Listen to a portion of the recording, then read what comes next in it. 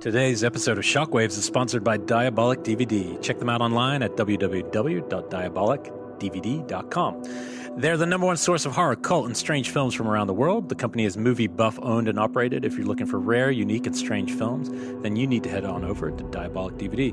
They're constantly updating their inventory and have plenty of movies that you won't find anywhere else, including how I got my Suspiria after everyone told me it sold out. I still got one from them, and it came to me within days. They revamped their website earlier this year, and ordering has never been easier. Some of their latest and upcoming titles include, some of this is pretty exciting, Gothic and Class of 1999 from Vestron Video. The one I'm most excited about, Scorpion, releasing Blu-ray of Argento's Opera on Brule, no less. The Amicus collection from Severin, which is, got some great stuff in there. All the Agfa and Something Weird titles. Witches from Arrow Video. The Shockwave team loves them. Probably one of the only things we agree on. So head on over to Diabolic DVD now. Hi, I'm Chucky Wanna Play. This episode is also brought to you by Fright Rags, who has just released an all-new officially licensed collection of Chucky bodies featuring t-shirts with art from Jason Edmondson, Nathan Millionaire, Matthew Skiff, and Eddie Holly. They've also got 5 brand new enamel pins based on the series, and lastly, they've designed 2 brand new socks to keep your feet nice and cozy. One of them showcases Chucky in his Good Guy box, and one with the classic Good Guy stripes on it. But hurry though, this first release is going quick and items are beginning to sell out. Plus, as a Shockwaves listener, you can get 10% off your next order by simply using the coupon code SHOCKWAVES0118. Good through February 28th. The code is SHOCKWAVES0118 at fright-rags.com.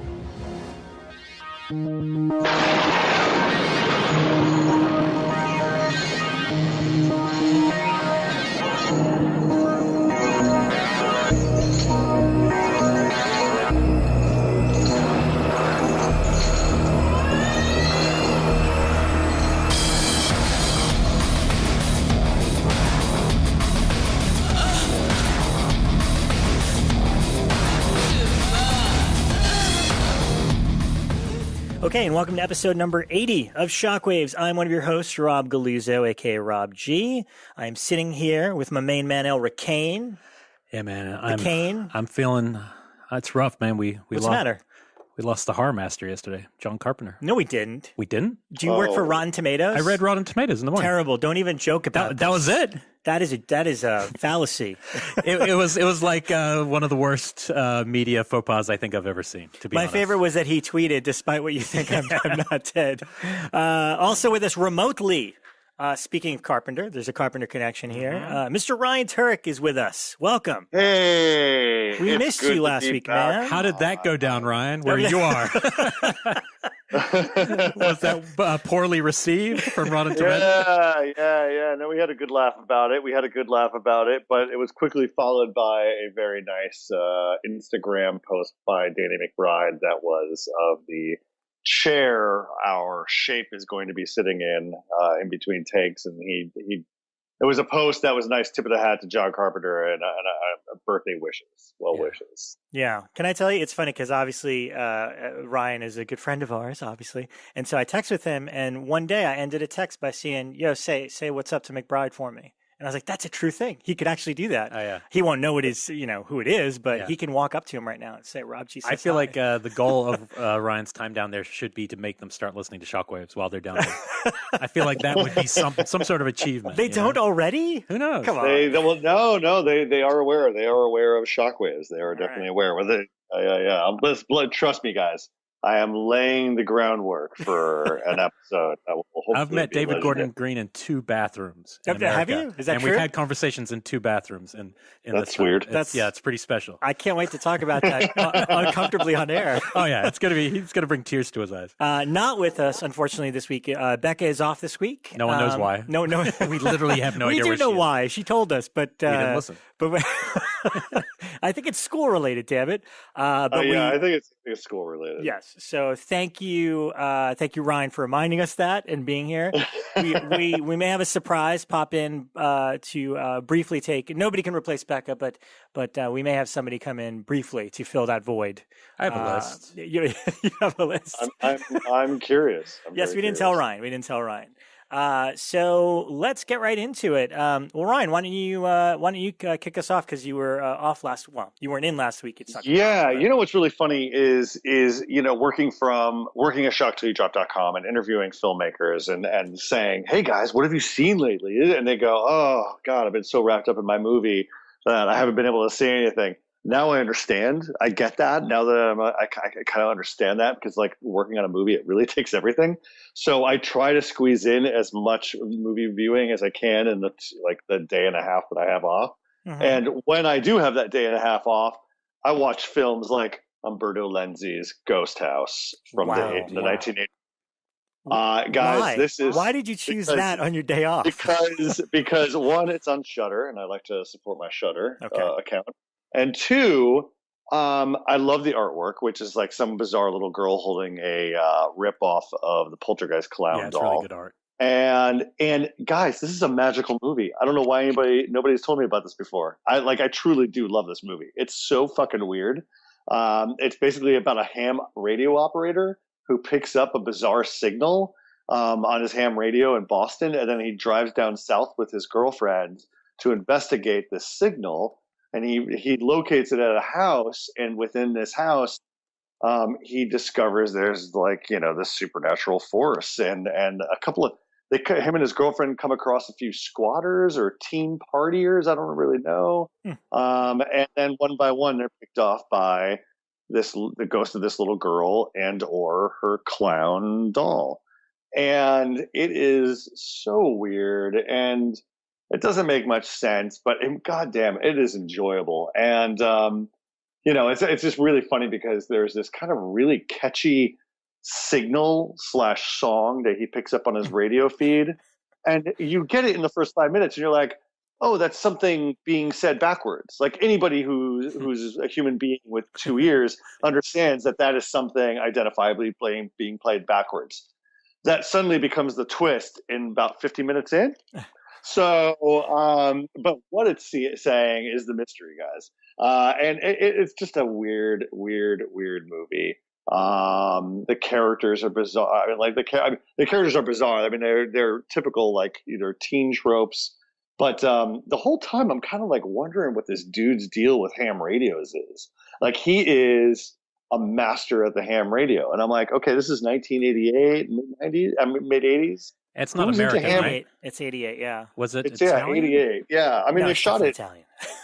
It's Italian, yeah. It's one of those, Italian-American But that means, I bet you it's that whole classic, this is what they think America does. Like, I always think it's in Italian movies where they go, oh, I think Americans talk to truckers on radios. Every American has shortwave, yeah. Well, the funny thing is the whole setup is like this character, and he's like, he's working on his ham radio, and he's checking in with other people across the country who also are on their ham radios. And then at some point in the middle of the night, he gets up and he goes, oh, I forgot to check in with whatever time zone. And I'm like, why, bro? Like, why do you got to check in? I don't understand this. It's very unusual. He's got a but if you get a chance, if you have Shudder, do yourself a favor, grab a few beers, grab some friends, and watch Ghost House. Now, do you know the Evil Dead connection? Because this is a sequel overseas. Yes, because I got Ghost House on Blu-ray from Scream Factory. It's on a double bill with Witchery, which I started to watch this week. Oh boy, is that also on Shudder? Yes. Yeah. Okay, so both of these are on Shudder or on Blu-ray via Scream Factory. Brian Collins, our friend Brian Collins, actually did a really great, probably the best article, like breaking down this whole thing. I think it was for Birth Movies Death, about how Evil Dead was released in Italy as La Casa, which is really the house. Yeah. And Evil Dead 2 became La Casa 2. And so this movie, Ghost House, for whatever reason, is La Casa 3. And then Witchery is La Casa 4. And then Beyond Darkness is La Casa 5. So there's a whole Evil Dead series in Italy that this is part of. And that goes with the message being played backwards, music being played backwards. There's connections there. That's their one connection. Let's make it an Evil Dead movie. Do they have fake Shemps or not? Shemp free. There's no. And what do they call Sean Cunningham's house? La Casa. Maybe it's just Casa. There's no lie. I don't know, man. You stumped me there. All right, very exciting. I think we should do a giveaway to anyone who watches those 4 movies in a row. Well, I mean, Brian Collins already won. Okay, all right. That was easy. Yeah, done deal. Done. Elric, what have you seen? Oh, shit. Strap in. This is it. All Strap in. Holy 2018, shit. it is the single best back alley abortion film I've seen this year. This Red film Christmas. is called, I've never even heard of this film, called The Suckling. Oh, yes. Holy shit, you beat me to it, Elric. Did you watch it too? To watch... Oh, no, my God, dude. It popped up on Amazon. I wanted to be the first on Shockwaves to watch it. Dude, you can't... Like you. You know, it's also known as Sewage Baby, which cuts to the chase a little more than The Suckling. The artwork looked pretty cool. Here's the cool things about it. A, it has a score that Carpenter could sue the film for if it wanted, if there's anything to sue. B, it has a monster that Larry Cohen could sue the film over if there's anything worth suing over. It's somewhere, the monster itself looks somewhere between the It's Alive Baby and the Extra creature. It's somewhere weird, wedged between them. My suspicion, because this I think is like 80, what year is this? No, it might have been like 89 or 90. But my suspicion is this is the movie that ended Men in Suits. Like literally they saw this one and it was just like put a cap on it. It's like, nope, we're not doing that anymore. Go to CGI. This movie is so much fun at a certain point. I think some people are going to hate me once they push play. But there's an abortionist in this movie called Big Mama. But here's the twist. It's not just a place to get an abortion. It's also a whorehouse. It doubles. So you go there in the middle of the day, and one girl's sitting on the couch, scared because she has to get an abortion. She's sitting next to 2 prostitutes and a dude coming to get some. This movie has layers. Wow. And wait, you go to the whorehouse, you get someone knocked up, and then it becomes an abortion facility. Oh yeah, 2 for 1. Oh, this is a streamlined film. A streamlined narrative, and it's a lot funnier than it sounds. These are things that might not sound naturally humorous to you. Were you the one that tweeted the Frank Henenlotter thing? I said that it makes Basket Case what? Yeah, I said this makes Basket Case look like a Marvel movie because. I'm not kidding. It makes Basket Case's production values look really slick, and that is not a slick movie. This is a rough one, but it was like 20 minutes in and I was just watching it for the show. You know that feeling where you're going to keep watching a horror film so you can talk about it on the show. But 20 minutes in, something really bonkers happened. And I was like, oh no, now this is for me. And the drama itself is kind of the funniest aspect of the film. But there's something about this movie that's it's equal parts fascinating, equal parts dull. Which is a weird thing hard thing to straddle. Like at one point you're like, oh my God, how did this movie get made? And other parts are just boring. It kind of, I guess like Manos Hands of Fate-ish kind of realm. But it also reminded me kind of why movies like, The Room and stuff are special because they're actually enjoyable to watch. Whereas this one, I think our tribe are going to dig this. It actually has a couple cool effect sequences. So basically, a girl changes her mind about getting rid of her child. She's only recently pregnant, but she trips over and hits her head. And then Big Mama wants to take it anyway. And of course, this baby goes into a bunch of chemicals under the house, and then it becomes the sewage baby. The Suckling. The Suckling. Yeah, the Suckling. And it also has a little shades of the creature when it gets really big in Brain Dead or Dead Alive. It's really, I think this is going to be the one that people are going to start their year right with. And this is movie. Amazon Prime now, right? This is Amazon Prime. I'd never heard of this thing, and it has an ending. It has just a moment towards the end, one of those bonkers moments that almost rivals the Crazy Birth and Extra, where I was like, wow. where my mouth went, whoa, okay. So now you have a reason you have to finish this movie. Wow. It's something. I had to beat you to it, Ryan. I'm going to dive in this weekend. Yeah. Do the Suckling. I think we all will. I think we should all do that.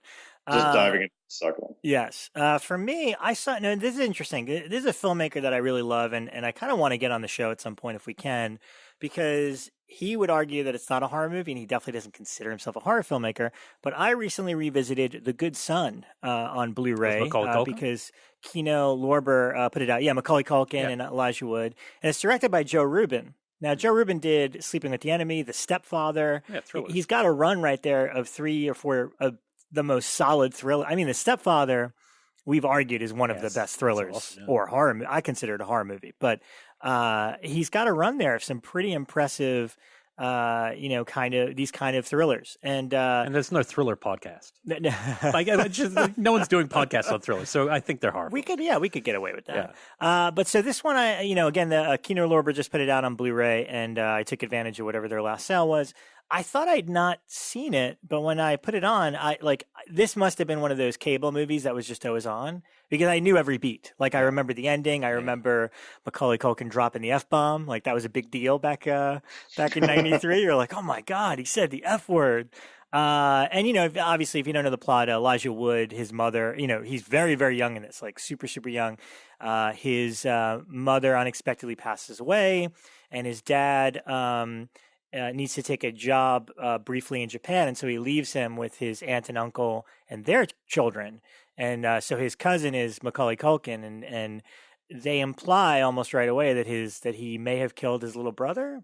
And obviously there's something off with him. He's just, it's disturbing in that sense because he's playing it exactly like Kevin McAllister from Home Alone. Yeah. So you're like, oh, okay. Like the cute kid thing. And yet, they're throwing like dummies off of the parkway into oncoming traffic. He's doing, pushing his little sister on the ice, where it's supposed to be thin. And so it's interesting. It's a really fascinating, somewhat taboo type of thing because obviously we don't want to assume kids are evil, but this one is, and I really kind of love the ending. And there were a couple of really good features on it. There's an interview with Joe Rubin and I think the DP, and then the two parents, and they revealed a lot of interesting stuff. I mean, originally the mother in the movie was Mary Steenburgen was cast, and so the actress took her place. There was a little bit of drama on set between Macaulay Culkin's father and, I don't know how turbulent that family was back then because his sister, and his little brother are all in the movie. So 3 of them are in this film. But it was, it's really fascinating. And Joe Rubin's like one of those directors that when you look at his filmography, you're like, man, he's done a lot of really solid, straight thrillers. So, I recommend this one. Favorite novelist. It's based on Ian McEwan, who did Atonement and some other movies based on his books. He's a great novelist. Oh, I had no idea. That's like one of his small, like a lesser novels, I guess, but it's still, he writes really good kind of, when he does go into the thriller kind of genre, it's not as pulpy, but they're really good stories. Yeah. Ryan, anything else besides Ghost House? There were 2 others. I finally called it to Hell Night. 1981, Linda Blair. You guys talked about it on the show. I have a feeling you're about to break my heart because I may have seen you posting about Hell Night. I did post something about it, but honestly, it's just from the gut. It's a very slow moving movie. Hell Night is one of those movies that you don't go in for the craft. You go in for the nostalgia and kind of the charm and the quirks of the characters more than anything.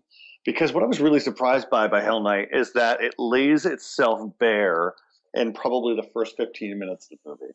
You've got all these kids on Hell Night who are going to this creepy old house. And as they're going up to the creepy old house, you get the backstory on the creepy old house. You get the backstory on the villains. And then you get a backstory on the kind of eccentricities of the house itself and its hidden treasures, like hidden tunnels and stuff like that. And you're like, okay, cool. This is a cool setup. Is it going to be real? Yeah, it's all real. And you're like, okay, so it kind of plays out kind of, I thought it would be more twists and turns and fairly less traditional than it was. So it just becomes a story of how is Linda Blair and her pseudo main squeeze in this movie going to escape alive from its threats. So I don't know. I'm still kind of digesting it. I'll probably watch it in a year and probably warm up to it a little bit more. Come to your senses? Yeah, come to my senses, yes. Well, Hell Night was just one of those movies that I always saw on a shelf, but never had a chance to pick up. Well, I have a Linda Blair fan here that would like to take you to task, Ryan. Oh, dang. Oh, please. Who is this? We're down at Becca McKendry, but we're up a Brea Grant. Yeah, man. Hi, Brea. Oh my God. Yeah. So now you have to say something nice about Linda Blair. You just got put on the spot. It shouldn't be hard. Critics' Choice Awards attendee. I got to go to the Critics' Choice Awards. That is true. Wow. I don't know if we have a friend. You're the only person in the room that got to do that. That's so that's true. impressive. That's true. But you guys all know this friend. She was nominated, so I got to go. And I saw so many famous people, but not Linda Blair. Oh, okay. I did see Linda Blair at a convention, though, recently. Really? Yeah, she started doing those. Yeah, she started doing conventions, and also she runs a dog rescue, a pit bull rescue. Yes. Have you guys already discussed?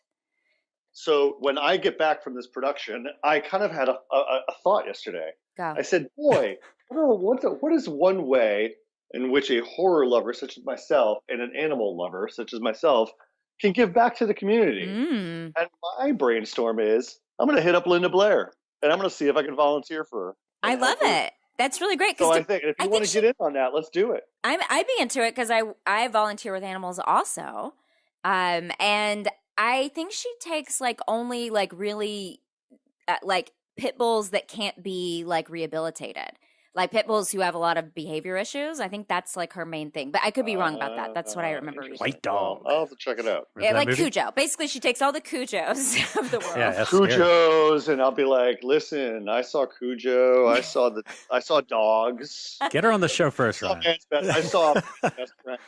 She'd do the show. Yeah, it hasn't happened yet. We got to do that. Yeah. For a donation for a dog thing. Well, welcome, Brea. Hey, thanks. Honestly, this was a spur of the moment. I was just texting with her today because I had seen Barbara Crampton, and I was like, how can this day get better? Maybe if I say hi to Brea before the show. But you were unavailable until now, and so I was like, well, just come on the show then and tell us what you've seen lately. I was literally in traffic until about 1 minute ago. Yes. I thought you lived nearby. Jumped right on. I did, but I was in traffic coming. Got it. No, I was not at home. You're reading books. I was for the reading. She reads a lot of on the book road. podcast. Reading books on the road. On the road.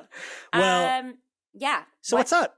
Bring us up to speed. Have you been watching a lot of stuff or just reading? You know what? Well, I do a lot of reading, as you know, but I have been watching stuff. I was thinking about that on my hour and a half drive back from the West Side, and Typical. I'm such a television junkie right now. Mm-hmm. That's all. That's topical to our Which episode. is funny because our Is guests it? that are coming in are going to talk about horror TV. So Are they? Why don't you? Should we just have it? Could she stay? You can for that stay if you part? want.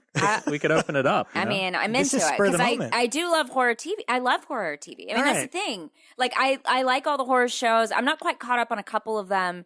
The show I've been watching a lot of, which is not horror, but it is genre, I would say, is The Good Place. I mean, it's comedy, but it is. Are you guys watching this? I've No, seen what is that this? one episode of it way back, like just to see what it was. Well, you can't just drop in. Yeah, I dropped in. It just to is see. a It looked very fun, like plot intensive. You have to watch from the Uh-huh. beginning, or else you'll be totally confused kind of show. Yeah, I didn't really know what was happening. It looked pretty bizarre. But it's genre comedy. It's Yeah. people who die, and then they arrive and they're like, "Are we in the good place or the bad place?" And they're like, "You're in the good place." But then there are a lot of twists and turns after that. So there's like angel demon situations happening, but Kristen Bell's the lead, so it's, you know, And Ted quirky and Danson, adorable. And Wow. Ted Ted Danson. Danson, He yeah. was nominated for a Critics' Choice Award, guys, and he won. Wow. I'll be saw honest, him. when I saw that one episode, Wow. it must have been like one or two. It just was on TV and I was watching it and I remember going, oh man, what a bummer. This won't have a second season. Like my Oh. brain couldn't It's already imagine got a third one. It's we're on doing that it's show, got- but that's it's got pretty renewed wild. for a So third. you're wrong, Kane. Yeah, I guess so. That one it's worth, if people like, you have to be really, I mean, I like comedy, so Yeah. that one I'm really into. Mindhunter, are you watching Yeah, I thought that? Mindhunter was really good. That one I'm That's really the Netflix one, right? The yeah, French and I one? just finished watching that one, which It's is not really a binge show though, is it? It's kind of like I could watch a couple at a time, but it's pretty heavy and pretty real in the vibe. It's not like, it doesn't move like Fincher's movies. It takes its time. It's deliberate. Yeah, It's procedural. That's the kind of whole idea behind it. kind of. Yeah, it's procedural, but like it's about the people who came up with the basically like the checklist for this Profiling, profiling. mental, Thank you yeah. for people, for criminals. And so if you like true crime and that kind of stuff, I think then Yeah, it's I'm a big definitely fan of that stuff. Yeah, me too. And then like Ed Kemper and all those people who they have on there are just like amazing actors. That's one of the performances of the year, is the guy playing And Kemper. why did that guy not get? Yeah, I don't know. Get a That's- Critics' Choice nomination. I mean, it's one of I'm the- just gonna it's- keep bringing this up I because feel it's like- the only award show I've ever been to. Don't you think that's partly because if you're not a known actor, they always want it to be a known actor who does something special. But Right. if you're just an unknown, suddenly you're just Kemper. Like no one thinks you're an actor. You're just some weirdo. They're like, oh, he playing a must serial actually killer, you be know? Ed. He must be Ed Kemper. I feel like that's the kind of like if Florida Project or something like that gets nominated, it's like Willem Dafoe because you're an actor that we know. Right. We can give you an award, but I don't know who that mom is. She's some weird person off YouTube. And she was so good. You know, yeah, she's fantastic. And she should have you know. gotten a nomination. And I think unfortunately that's sometimes people are too real. I you know what? I have that feeling about certain people where I'm like, this person must actually be like this, even though I am an actor and understand that is probably not That's true. what happened to Joaquin on The Master. People were scared. Like they were actually worried he was a mental patient. But Like, he's too real. isn't he like a method actor though? yeah, on that So one. he's like acting like he. yeah, he's living it I have on opinions set. about that. Yeah. I don't like method. I Me have neither. questions. I don't know. The about movies that. turn out good. I don't know. Some of them. Yeah.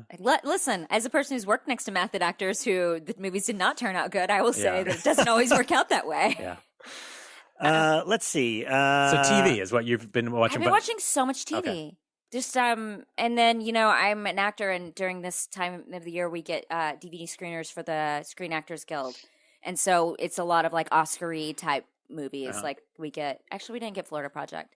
Also, small note: Netflix sends us the DVDs of their shows. I know, that's weird, isn't it? Isn't it awful? Yeah. Like, what a waste of money. Yeah, total waste. You could just give me a code. One or two, we all have. Come on, we all have Netflix. Yet they won't make a Blu-ray of the movies they put out. We want a Blu-ray. Like, there's no Hush anyway. Blu-ray. There's no Hush Blu-ray? No Hush Blu-ray. No, any of their original stuff they're not putting out on Blu-ray. The only thing that kind of made it was Stranger Things, and that was because it was kind of a Target exclusive. But they've got to figure out a way. films- There's got to be some sort of bonus that you could get that, like part of the subscription even. Doesn't that seem like the next logical step is offering bonus content for their originals? yeah. Like commentaries and Film behind the Struck's scenes. already they are doing post shows, right? Stranger Things has a post show. I think That was one, and it was pretty good. But yeah, like, because in fact, we were on a Twitter exchange for Shockwaves, somebody asking Mike Flanagan to do commentaries for Hush or Gerald's Game or any of his Netflix movies. And we keep saying, hey, anytime you want to do it as a Shockwaves episode, we're more than happy to. And he's like, all right, let's figure it out because Netflix will never put it out on Blu-ray. I loved Hush, but Gerald's Game would be the most fascinating commentary because what a crazy movie to make that's from, speaking of books, told from the inside of someone's head, and then they went and made a movie.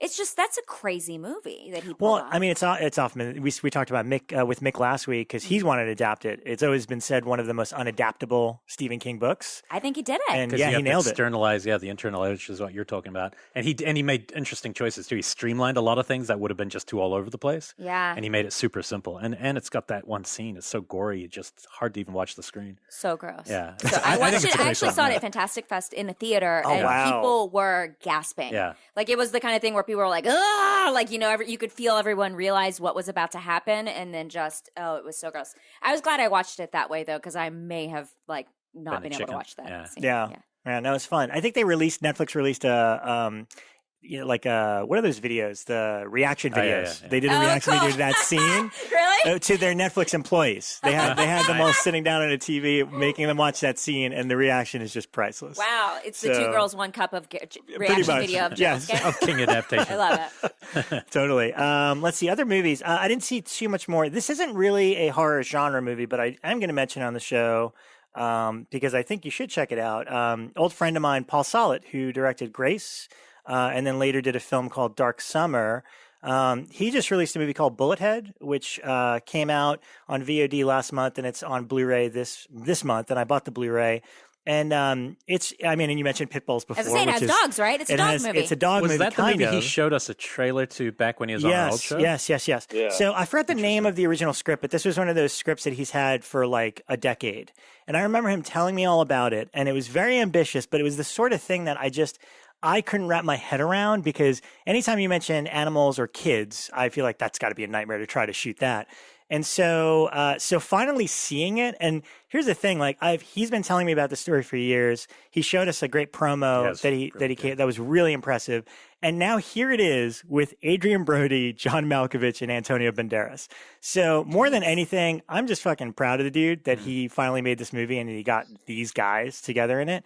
I thought it's excellent. The less you know, the better. But it's basically Reservoir Dogs meets Cujo. So they're these guys that are in the middle of a heist gone wrong. It's Adrian Brody, John Malkovich, and Rory Culkin. It's all about the Culkins this week. And so they are holing up in a warehouse, and simultaneously, this is a warehouse where Antonio Banderas kind of holds these dogfights, these illegal dogfights. And so his main prize fighter is a dog called De Niro.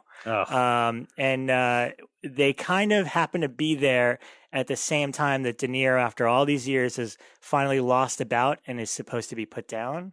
But the guy, basically De Niro is so badass that he doesn't get to put him down. And so De Niro is really angry and pissed off and kind of roaming this warehouse. And it's really impressive and a really cool movie. And the thing is, there's some really good special features, but what I love is a couple of years ago, in fact, when Paul was on Killer POV for Dark Summer, right after he had done like a 3-minute pitch film that he showed me in Elric, and it was so fucking confident and cool. That is on here as a special feature. Oh, cool. And I think that's great because I got to rewatch it again, and literally you get to see like kind of a 3-minute version of the movie as he was pitching it to us. Is that what he shot in? Was it Croatia or somewhere? Or somebody? Yes. Yeah. Okay. Yeah, And did he yeah. actually shoot the feature in the same place, Yeah, like Bosnia? I maybe? think it's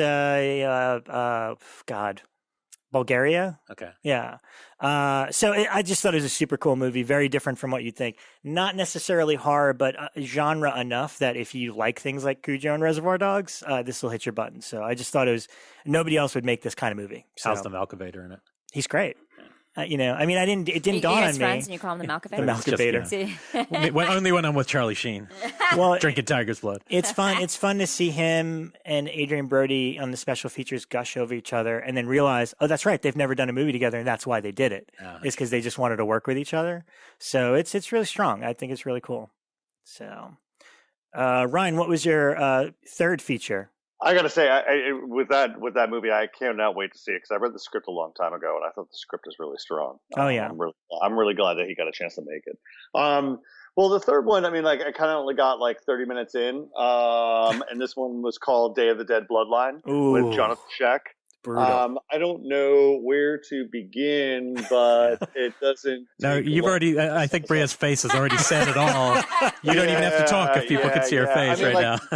This was kind of like I really want to do everything I can to watch every horror movie that came out in 2018, and this was not a good start. But basically, the first 2 minutes of the movie open on a really shitty backlot with a zombie attack and a lot of exploding glass, because I think for exploding glass they meant production value. And this girl is wearing a button-up shirt. She's running from a zombie, and then as she's running down the street, her shirt becomes magically unbuttoned, and then she's running an unbuttoned shirt and bra from the zombies. Now listen, I mean, for adolescent boys, amazing. But I mean, like, as a 40-year-old man currently, just like watching a horror movie, I'm like, what the fuck is? Wait, is it a serious movie though? Because the poster looked super serious. This shit, Elric. This is serious as a heart attack, man. This is oh man. I will say, as a woman, I've never once accidentally had my shirt just fly open. No matter, like, my entire shirt fly open just from running. Have you been asked to do that in a film?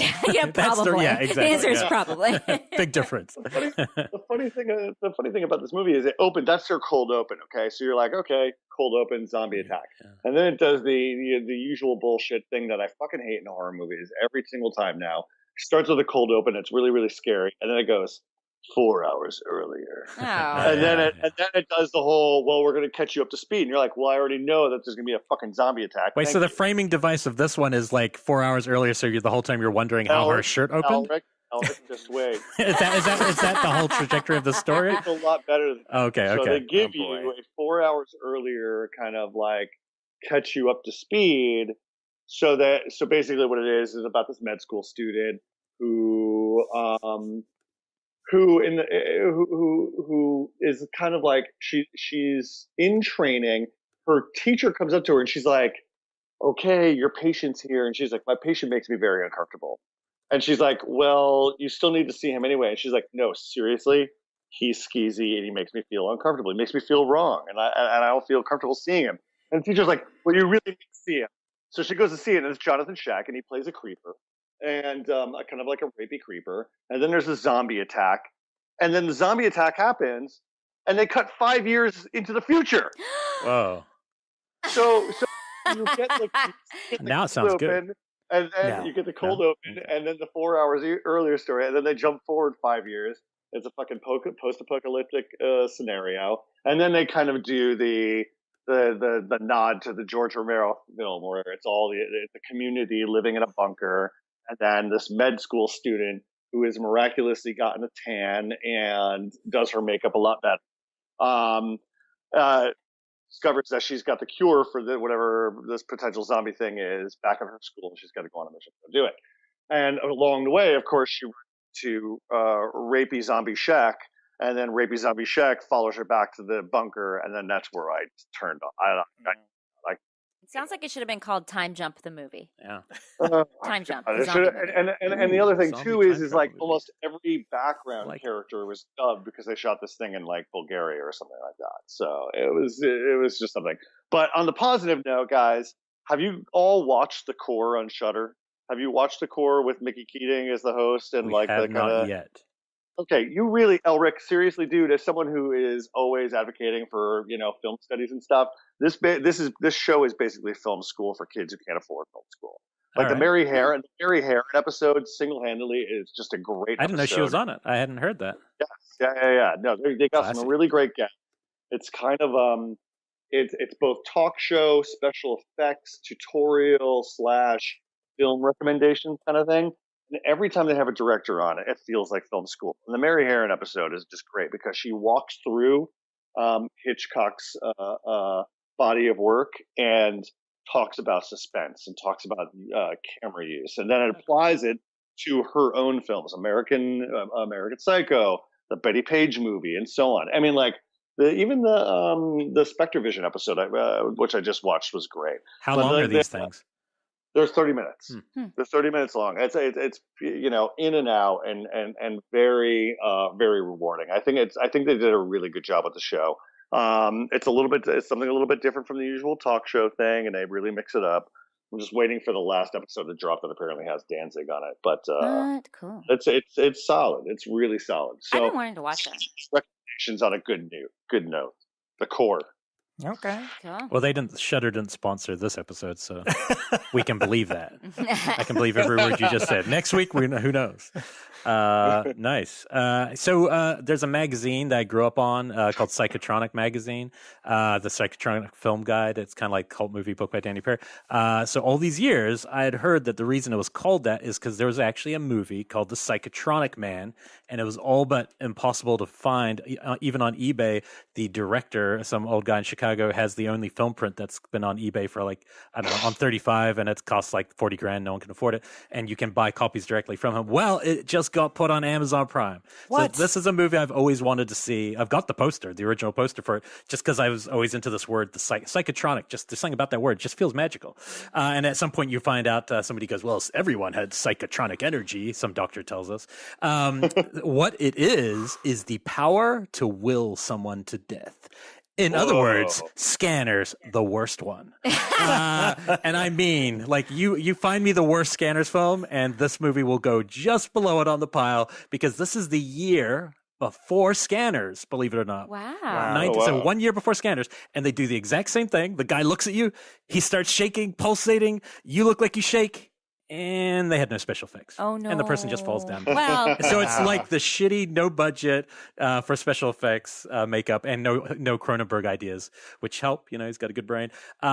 But it's also kind of interesting because it's like, really, it must have been. I doubt Cronenberg would have gone to see it. I think it's played once in Chicago and then got locked away. But it is so close to the concept. And I had to do some research afterwards because this thing is pretty dull. Like, you want it to be awesome. Like, you want this to be the movie you're going to tell everyone about because it just sounds crazy. But really, nothing happens. But the guy who's the lead, do you guys watch Sopranos? The guy with the sideburns and the Paulie? oh, yeah. So the lead looks like Paulie. Oh. And It's not Paulie. Yeah, not Paulie. I was Looks about to say, wait, what? looks exactly like him. Turns out that this guy was trying to be an actor in Chicago, and so he wrote this and got this film made just so he could be the lead in it. And the only other thing he was ever in, get ready, Rob, Bloodbeat. What? The crazy Wow. Wisconsin slasher. He plays Uncle Pete. That's the only other thing. But this guy, it's really bizarre to watch him because he has a lead, and he's even like seducing a girl like half his age at one point. You're just like, no, like just everything about it looks wrong. He's just, but it's it's got some mildly amusing parts, but ultimately nothing happens. But for curios who want to just know where this word comes from, Psychotronic Energy is strong on Amazon Prime. Good place to be this week. How Couple are of my they picks. getting all these weird movies? I don't know. And I heard seriously. Fright Night 2 in high def. And I heard is Blue in Underground just widescreen? put all their stuff up there. There's a Yeah. Blue Underground page on there now. That is ridiculous. Oh, really? So, yeah, so they're killing it. So Yeah. if any of those police movies you never get to see, you can rent there. Yeah, they have a lot. Every time I like start scrolling through, I'm Yeah. impressed with what they're putting on there. Yeah, I spend more time on there than any other streaming thing now. pretty much. Yeah, which is weird because I used to scroll through Netflix, and now I'm like, it's a Netflix original or nothing. Kind of. Yeah. The horror on Netflix now is so minor. There's a few good titles, Yeah. and then nothing anymore. It's really changed. Yeah. And just an event I went to, I'll throw it out before we keep going around. I got to see Holy Mountain with Jodorowsky. Wow. Yeah. Tell us about that. I didn't stay for Santa Sangre because the Q&A went till I was like 11:20, and I wasn't going to... Santa Sangre is actually my favorite of his movies, but I was like spent. But it was really amazing. This guy's 91. He's one of the reasons I got into movies early. One of the first filmmakers that kind of saw El Topo and my mind was blown. And he's 91, 92, and just looks like he's 65. I mean, he kind of looks like he could just be the same age as Carpenter, to be honest, like a couple 70-year-olds hanging out. Super sprightly, but then the fun part was Nick Refn, who, it was super bizarre. Nick Refn comes to do the Q&A, but then Nick Refn starts, before Jodorowsky comes out, he says that he's Jodorowsky's son, and we're all going, oh, is this like a weird figure of speech? But no, Jodorowsky's actually adopted Nick Refn in France. What? Him and his wife became so close that they actually legally adopted Refn. So Refn's not just a super fan. And then the other fun part... Why does this not surprise me that Refn's so Jodorowsky bizarre. would adopt him? Yeah. But the funny part, this is the part that actually shocked me. All this time, I knew they were close. I knew they collaborated, and he gets his Tower read by Jodorowsky and stuff.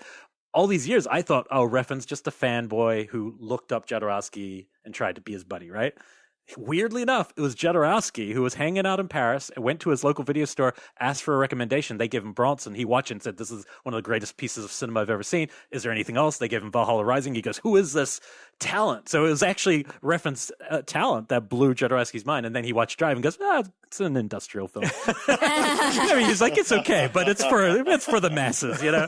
And that's how that gave me a little bit more... I don't know, respect for Refn, knowing that it wasn't just like something he chased. Of course, it blew his mind when he heard that, and they became instant friends. But it was actually a really loving Q&A, one of the better ones I've seen because of Refn's feelings for him, and just they're just talking. I mean, and the best you'd love this, given the role you have right now on Halloween. But I think there's lines like the film producer is the anus of the film industry, or I mean, he's just so outrageous. Things like he's like, most movies they make the movie to make the money. I make the movie to lose all the money. I lose it all so I can be free. and he lost $5 million of the Beatles producers' money on Holy Mountain. So wow. So he could have done anything he wanted, but he's just like, nope, it's all going out. Wow. But he's such a character, and he knows that he knows he never could have existed in the actual industry. He knows he was meant to make these art things. Yeah. But it was really a great night, and it's that's one of the nice things about living in a place like LA, New York, wherever it is, where you get these really rare opportunities. So that one's going to carry me for a while. It was fun. That's super fun. Yeah. Cool. I'm all caught up. Brea, is there any other movies that you've seen lately? Have you seen The Shape of Water yet by any chance? I did just see The Shape of Water. I'm curious what you think of it, because people are very mixed on this movie. I loved it. You loved it? I loved it. And I do think people are mixed. They either loved it or hated it. Mm-hmm. Right? I don't think that there's not many people in the middle. That are like, oh, it's okay. No, you're right. It's a strong choice of a movie. Yeah. It's told like a fairy tale. The main character is mute. There's a sexy fish man. Do you find the fish man? You're into it. Very sexy. Right. The weird thing was, like, I know like that Doug Jones is underneath that makeup. Yes. And no offense to Doug Jones, but he has a few years on me. He's not exactly my type. But I actually kept thinking man, this fishman's so sexy. I was really into it. Plus, Doug Jones is a hugger. He doesn't have that pod thing open with the little thing coming. He doesn't have the pod thing. I've tried it on the. There's that scene where she is like, I'm gonna go in there and I'm gonna have sex with this fishman. I don't feel like I'm telling you. Yeah. Is that a spoiler? We've talked about you've talked all about fish sex. The fish sex. Sure. Okay, but there's that scene where she fills up the bathroom with water, and I just think it's so romantic. Yeah, that's a great scene. I think that's one of the best scenes. I thought the movie was very romantic. I mean, I didn't feel like it just struck me as a movie that was very throwbacky, and that now we don't really fall for the quick romance of they've never spoke, they've only eaten eggs together a couple of times, and and now they're in love, a very Romeo and Juliet kind of thing. But I did kind of buy it. Romeo and Juliet ate eggs fast, together. But there are other ways to see it like that. Maybe they already somehow are from the same thing. Because there is a reading of that film because she was left. I mean, now we are kind of spoilers, but just so you know if you haven't seen it. But I mean, the opening of the film, they say she was found by the side of a road or something, and then she's got these marks on her neck that later on. So I think there's lots of ways to read it. A, oh, this is really happening, or B, even as you watch the end of the movie, none of this happened. This is Richard Jenkins, hoping that there's happy ending Yeah. to this. Like, Yeah, which we speculating. don't really know, right? I mean, that's one of the nice things. That's a nice storybook. I think what makes this film a winner is just knowing that it's like not autobiographical, but it feels that way. Like it's from such a guy that movie could feel like autobiographical. It's so personal, and that's what won me over. By the end, by the last moments, I was totally into it. There's moments where it's like, well, what about But ultimately, it's just such a rich kind of romantic vision, And just so, I mean, obviously he makes very beautiful, easy on the eyes movie. Movies you want to sit around and watch them. Also won a Critics' Choice Award. Oh yeah. All right. So you guys know I went this week. So I think he's the front runner, even though I don't necessarily agree for the Oscars. I think now they are the front runner.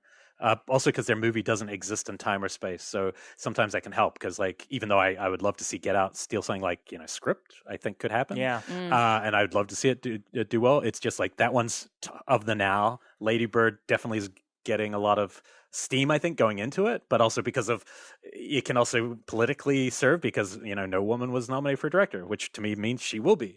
right. But we'll see. But it's an interesting race this year. It's not usually it's like there's 2 films battling out. Now there's like 4. And also it's interesting because there's 2 genre films. I mean, I feel like that never happens. No. Like, I mean, it was interesting to get my little DVD nomination things, and it was like, yeah, I got Shape of Water and I got Get Out, which is like, those are 2 great movies that I normally don't feel like around this time I'm watching, Hurt Locker or like these more Oscar-y movies. Yeah, and neither are typical at all. They're both totally, unique. Yeah. Mm-hmm. All righty, Ryan, you got anything else for us? No, that's it. I'm gonna hit it. right, I'm gonna go see if John Carpenter wants to adopt me, and I can call him Dad. Nice. So. I've got a Carpenter one to end on, but no, I won't go long. Oh, okay, go for it. Because I hadn't seen this one since I was a kid. Someone's Watching Me. I watched it on the Voodoo last TV night. movie, right? The TV movie made the same year as Halloween. It was 78 as well, so I assume it was after. It must have been after he shot it. And it was for Carpenter's birthday last night. And this one, I always got mixed up with, there's a Ridley Scott movie, Someone to Watch Over Me, and it's also kind of set in a house, but that one has Tom Berenger, and I totally got these movies mixed up all these years. This one's, it's very handsomely made, like in pure Carpenter fashion. Like it's much closer to Halloween than anything else. Really nice camera moves. The real star, Lauren Hutton, it might be one of the best performances he's gotten in any of his movies. She's so naturalistic in this movie and funny and very very progressive female character. Like she's like really strong. She's some guys like trying to pressure her to go home, and she's like, not tonight, maybe another day. She takes what she wants when she wants it. So I was super impressed, actually. I mean, the female characters in his movies, I think, tend to be really strong, and I think that's one of the great things about Carpenter as a director. Except, to balance it out, maybe vampires was his way of creating a little misogyny balance. But she's really great. It's kind of Hitchcockian. I mean, there's bits of Rear Window, but it does still feel somewhat like a TV movie. It doesn't necessarily have a real pulse to it, and that's more the story, not the direction. I thought The Ward was well directed. It just isn't a very good movie. So sometimes I think he can still. It has a tiny bit of an Argento feel early on. I think it even starts on like an eyeball or something that literally looks like it's out of one of maybe Tenebrae. But it's an interesting one, and it's one, if I've seen it, I didn't really recall it. It was kind of like, oh yeah, I feel like it's the plot feels so familiar because you've seen it a million times. A woman in a giant apartment with a lot of glass is being kind of stalked from across the way by a guy with a telescope, and it's really kind of slow building. Yeah, I haven't seen it in years, but I remember when it first came out on DVD being really impressed by it. Yeah, no, it's really well made. And Adrian Barbeau's in it, which Adrian Barbeau's her friend. Yeah. The police chief from Halloween is in it as the police Charles chief Cyphers. in this. Yes, Cyphers, yeah. Nice. But yeah, no, it's a good one for people. It would make for a good release. It seems like kind of perfect, maybe Twilight Time or one of these like, smaller labels to put this one out. We could hope. Yeah, that would be cool. But anyway, it was fun it's because we don't really get to discover new Carpenter because we've seen all his films so many times. So that was fun. Yeah. All righty. Well, our guests have arrived, so we're going to take a quick break and hear from our sponsors. Brea, do you want to hang out and talk TV? No pressure, but you may or may hear from Brea. Okay, All great. Right. Yeah. We'll give her an out if she's like that. Today's episode of Shockwaves is sponsored by Diabolic DVD. Check them out online at www.diabolicdvd.com. They're the number one source of horror, cult, and strange films from around the world. The company is Movie Buff owned and operated. If you're looking for rare, unique, and strange films, then you need to head on over to Diabolic DVD. They're constantly updating their inventory and have plenty of movies that you won't find anywhere else, including how I got my Suspiria after everyone told me it sold out. I still got one from them, and it came to me within days. They revamped their website earlier this year, and ordering has never been easier. Some of their latest and upcoming titles include, some of this is pretty exciting, Gothic and Class of 1999 from Vestron Video. The one I'm most excited about, Scorpion, releasing Blu-ray of Argento's Opera on Brûlé, no less. The Amicus collection from Severin, which is, got some great stuff in there. All the Agfa and Something Weird titles. Witches from Arrow Video. The Shockwave team loves them. Probably one of the only things we agree on. So head on over to Diabolic DVD. Hi, I'm Chucky Wanna Play. This episode is also brought to you by Fright Rags, who has just released an all-new officially licensed collection of Chucky bodies featuring t-shirts with art from Jason Edmondson, Nathan Millionaire, Matthew Skiff, and Eddie Holly. They've also got 5 brand new enamel pins based on the series, and lastly, they've designed 2 brand new socks to keep your feet nice and cozy. One of them showcases Chucky in his Good Guy box, and one with the classic Good Guy stripes on it. But hurry though, this first release is going quick and items are beginning to sell out. Plus, as a Shockwaves listener, you can get 10% off your next order by simply using the coupon code SHOCKWAVES0118. Good through February 28th. The code is SHOCKWAVES0118 at fright-rags.com.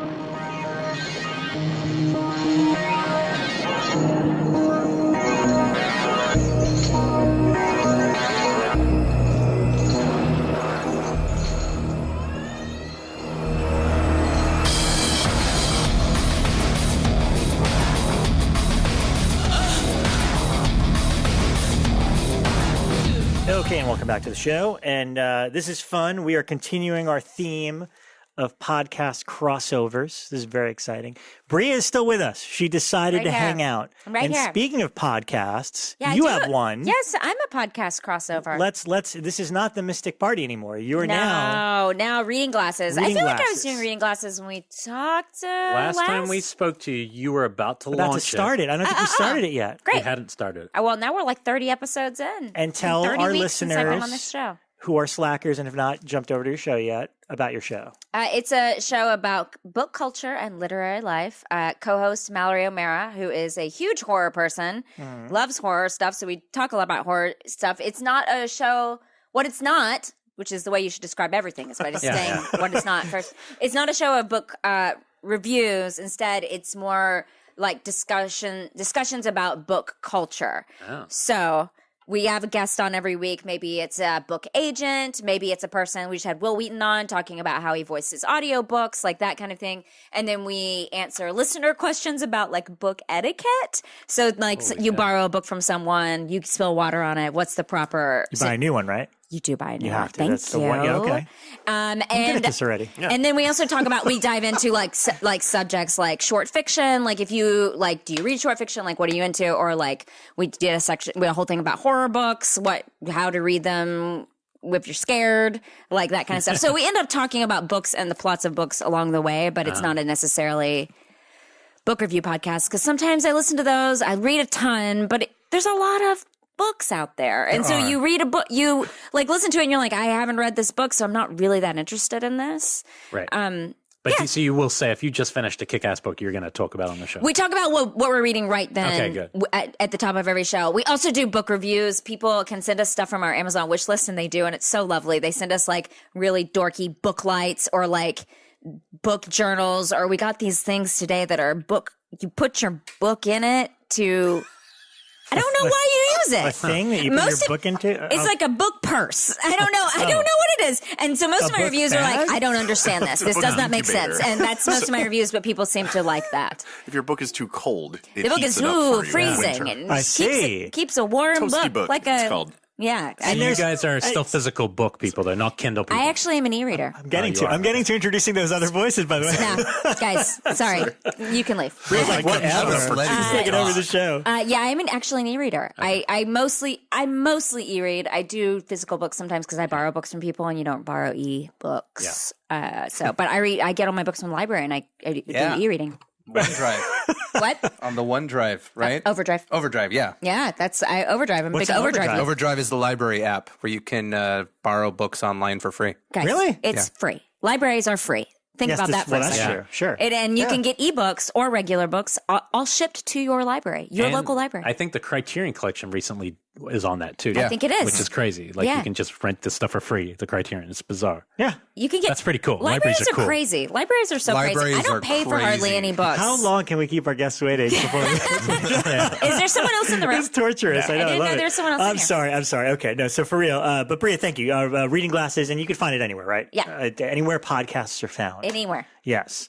And so We're in your yard. We're waiting for you. The actual podcast crossover. A lot of history in this room right now. That's kind of weird. It is very weird.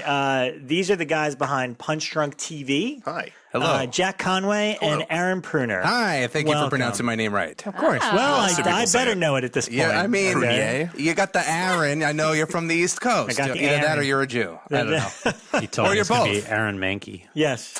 So Rob must be so disappointed. Oh, well. Welcome Rob, to my weekly yes. life. When Yes. you asked us to be on, I had a Yes. conversation with Jack last week. I'm like, you do realize if it wasn't for the website Rob co-created, we would never have a podcast. I'm responsible. That is a I true story. understand. We have had a podcast for 5 years now, and it's all your fault. Yeah, all your fault. We did a thing called Booze Reviews for one movie. Icons of Fright article. Which was Human Centipede. Human Centipede. We I got remember. hammered. We got. And- Did you just say he got hammered and pointed No, at I me? said we. We, We. sir, got Yeah. wasted We. at your place. Yes. He came over to my place with a French bread roll and a hunk of cheese and a bottle of rum. I'm fancy and romantic. Are you a 1930s French man? Like, what is it? Well, I knew And we'd need to get the whole cuddly thing- that evening, and really let the juices fly. I pitched it as kind of like an MST3K thing where we would watch and, comment on the movie, and it turned into this article. And I'm like, Jack, we should do that again. And we tried doing it again with another movie called Oh My Zombie Mermaid, which never Didn't work went as well. anywhere.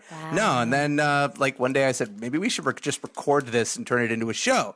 And I pitched it to Geek Nation, and they were like, we wanted to do a horror podcast. Yep, I heard that. And they were like, We were there. can you He said, do it "Let's do a about podcast." television? Yeah, no, and I said to him, I'm like, I'll do anything except TV. I just don't watch TV. And he's like, yeah, we'll get us a horror movie one or something. And he's like, no, they already have one of those. They have 3 of those. Yeah, they had Yes, a lot. that was rough. So So that was after we had started. No, it was before you guys started. Oh. Yeah, So they had it the was the Bloodcast, Bloodcast, and they had Scott Weinberg was doing something there. Oh, that's right. That's yeah, right, he yeah. was. But you didn't live there, so we never saw him there, yeah. Yeah, so there was like, can you interesting. do TV? I said, well, I watch a lot of TV.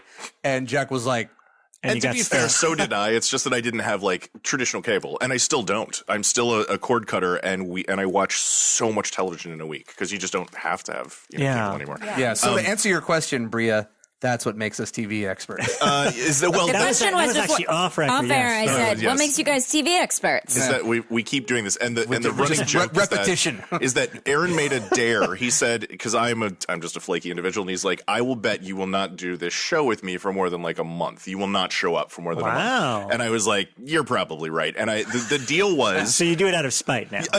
You're absolutely right. That was the deal. Was I was like, look, I do like a lot of production and stuff. I just want to be talent. I don't want to think. I just want to show up, and I just don't want to do anything except just be there, do the show, and go home. And he's like, great, I'll produce the whole thing. And now, to your exact point, it's been a 5-year Rochambeau of who will quit first. We make the show out of spite to each other. I refuse to quit because that will mean he won. It's true. And it's we now record at his house, so I just go there and eat all his food and drink all my his wife alcohol. makes us dinner. He drinks my whiskey. Yeah. And then we talk about television. And that is why we're called Punch Drunk TV, because in every episode we do drink heavily. So this is one of the few, probably 1 out of 5 total podcasts we've been on together where we're sober. Yeah. So You guys don't seem sober. We're probably terrible. Hey, Yeah, it's going to lose some appeal. Wow. So, but what was the Geek Nation? Did it evolve from the show you had on Geek Nation? Yeah, Geek or was Nation. it It's the because same obviously exact we show. were Killer It's POV the same and became exact the show. show? Yeah, we were past the effing remote. And then, and then we became Punch Yeah. Drunk TV. So when we left there, we just changed the name. That's all we That's did. it. Did you guys That's leave all we before did. or after us? I can't remember. Before. Is Geek Nation still doing podcasts? I don't I don't know think if Geek so. Nation is I don't still think a their thing. doors are open anymore. Yeah. Okay. Did you have a show there too? No. Raise your hand if you had a show at Geek Nation. You were there, right? Yeah. I've been there many times. Yeah. I've walked in the doors. It was a great It was a setup. cool space. It's a shame. I will pour one out for Geek was. Nation because at least they helped us all get here. Yeah, It's absolutely true. Yeah, it's weird so- because then we got hired, and Brian, the guy that ran Geek Nation, was like, "I'm thinking of starting another horror podcast." and Andrew Cash was working there at the time. Yes, our and origin. we both threw out your name as someone that needed to host the show. Yeah. And it was Obviously. like Thank you guys. That's circle cool. continues. Yeah, it's so weird. So a lot of history in the room, basically. And basically, I just thought it'd be fun, because I've heard what you guys do. We do our thing too. But at this point, we're kind of like, we had Mick Garris on last week from Postmortem. Yeah. We have you guys this week. I'm talking to another podcast about coming on. And so it'd be fun to mix it up and occasionally have these kind of quote unquote crossover episodes. And I know, Jack, you don't get to talk about horror enough. I don't, and it drives me crazy. Well, and also you say Mick Garris. I have a lot of history too. Is that there used to be the cable network FearNet, which I think you and I we both worked for. Yes, and I produced a lot of shows for them. Both web and aired, and I got to work with Mick Garris a little bit and all those people. So I miss that world so much. And you guys provide. I know I don't know. There's a lot of horror podcasts, but it's usually it's not at a quality level it should be. And I just think that you guys have exactly that. You get the meat that I want. Did you listen to the last episode? Weird? No, you've got the meat that he wants, Rob. No, because I'm pretty sure Nick. you said on the last Punch Drunk that you don't listen to the show. I don't listen to any podcast, but I do my research.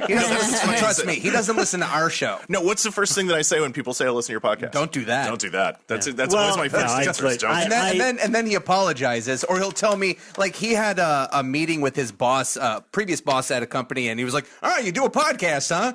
And apparently he listened to like 10 minutes of it. He's like, Oh, wow. "So when do you guys talk about television?" Because that's right. He was mad because our intro was too long. Well, sort of. Yeah, you get it. You How get does that happen? That's crazy. And so look, we're going to talk TV because that's kind of what your area of expertise is. But of course, I'm going to give you the opportunity to talk about horror films and things that you don't get to talk about. And Brea is sticking around because she came on and she said she's been watching a lot of TV lately. I have been watching a lot of TV. I thought it'd be guys, we're in a golden age of television. To the I said it 100%. first. A golden age of television. You're the first person. copyright, trademark. So I want to jump right. There's a lot that we could talk about. There are two things I wanted to jump in. One, personal preference for me, something that I'm really in love with that more people should watch, and I want to ask you guys about something.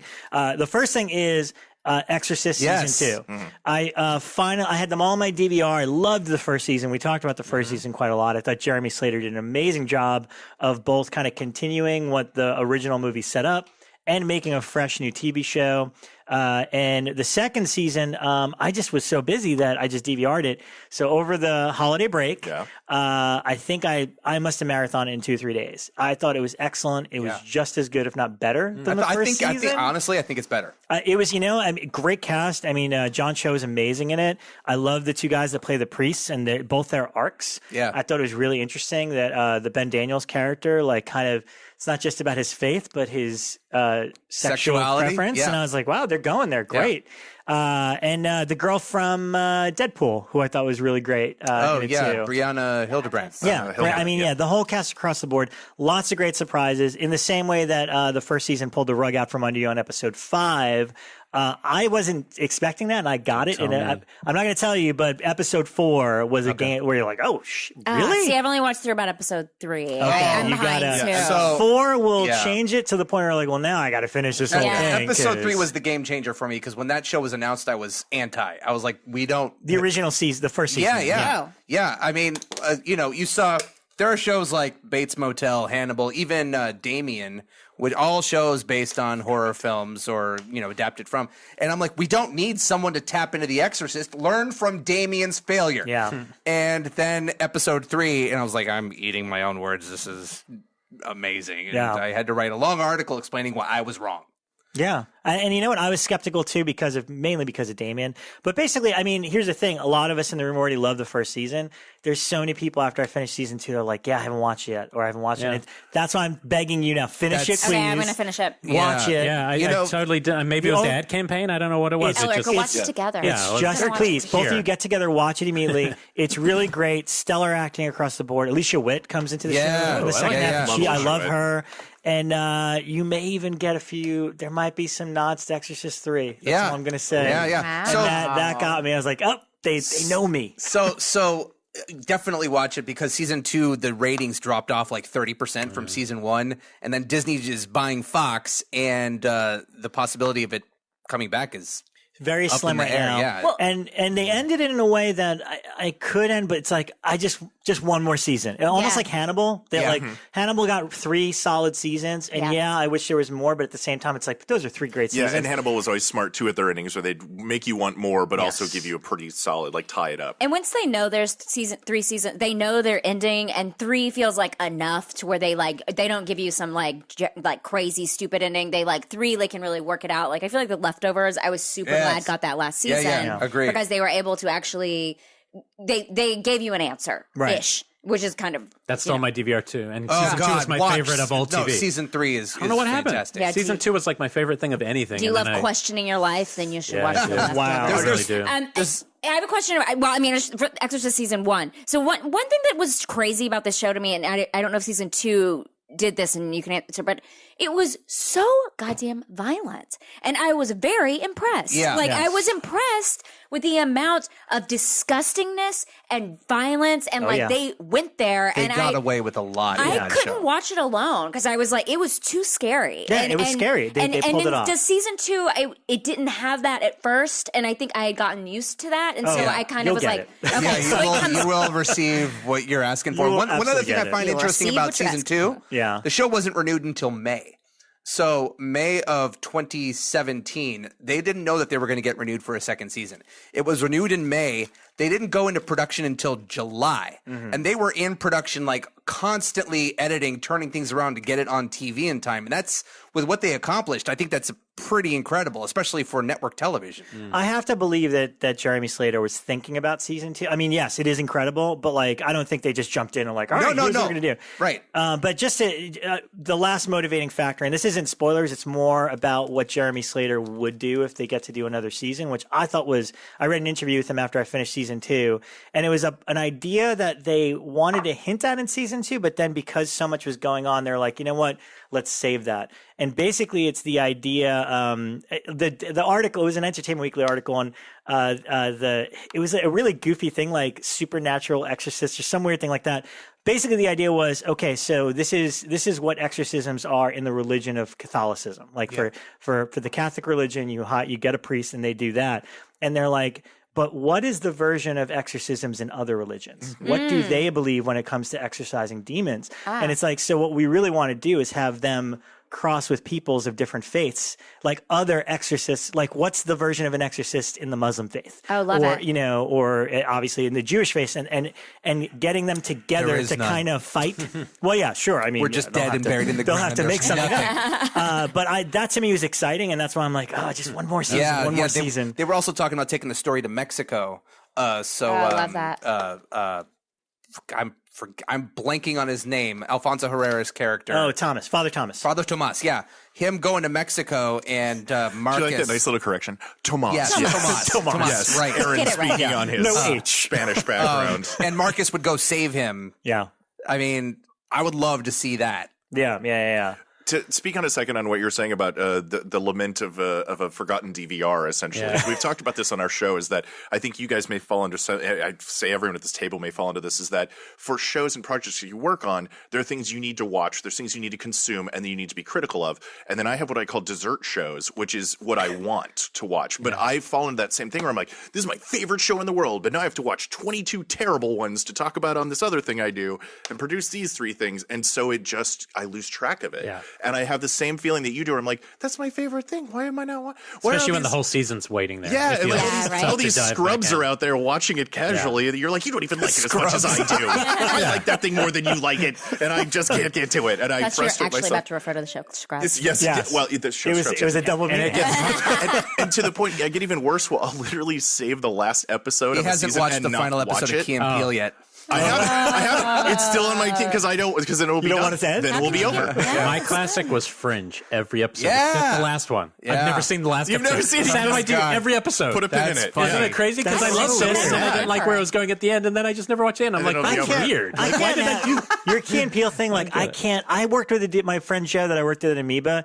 he has never seen It's a Wonderful Life. What? Just in Because general. he's saving it for the end of his life. Oh, What? So he's Oh, like- he finds he's like- out It's a Wonderful Life. He's really the he's opposite. like, I know it's What he one of should the be greatest doing. movies You should of warn all him about the time. end. And That's dark. I know it's going to be great, but I need to see it when I'm an old man. No, So I have- watch it so I have now. one It's last literally great the movie. point is to watch it now. Yeah, it's too late. When Did you're you an old tell man, him? it's too Really Did you sucky give him- if he doesn't make it to No. that age. Yeah. That's so cocky to assume he's seen every other good movie, by the way, that he's just saving that All right. one. Every other good movie. Luckily, Joe doesn't listen, but still. That's weird. That's Okay, weird, dude. Here's the other one, and also I haven't talked to Elric about this in a long time, but I feel that you've probably, Aaron, I'm pointing at Aaron, has probably suffered for the rest of us. Last season 7 of The Walking Dead Oh God, yeah, okay. was so punishing and nihilistic that literally when it came back this year, I was like, nah, I'm good. yeah. So I gave up. I did not actually- bother I'm up with to this date. last season of Yeah, Walking a couple Dead. seasons I just ago. don't You care. are up to date, or I'm you're up to date, baby. And so I I'm wanna staying know- with it. As am I, but only because I Yeah. jumped. I'm up to From date those that because have watched of it, work. what did I miss? Does it matter? You know, I it's- don't. I'm Should I staying in. care? I'm eating my fucking breakfast. I said I'm this staying. to Jack. I was like, we were behind on it, and I said, honestly, you could watch the season 8 premiere and the mid-season finale Yeah. and really not miss anything. He's Oh, wow. absolutely right. You can do that, and you will miss nothing. It's a little bit. It's like soap Absolutely opera right. style. Yes. You know, Yeah. a soap opera you could like Yes. tune in every like They've- 2 or 3 And months. it's not to true of every understand. season, but they've fallen into that gimple This in the season, last right, couple of years. especially. This season's probably the most dull. Yeah, and they- it's just Oh, wow. crazy given where they started. They Like, kept this is going to be teasing the most Negan, violent thing ever, right? and then nothing. They kept you know? teasing Negan's crazy. arrival, teasing Yeah, his yeah. arrival, and then they cliffhangered the arrival, and then they came back and he, arrived, and that was a really bloody episode, and then it just sort of petered off. Yeah. And I was talking to him about this. I'm like, I pointed at Jack. By the This way, is Yeah. Carl. Hello. on The Walking Dead, they have kind of this pattern of having a big bad last for about 2.5, 3 seasons.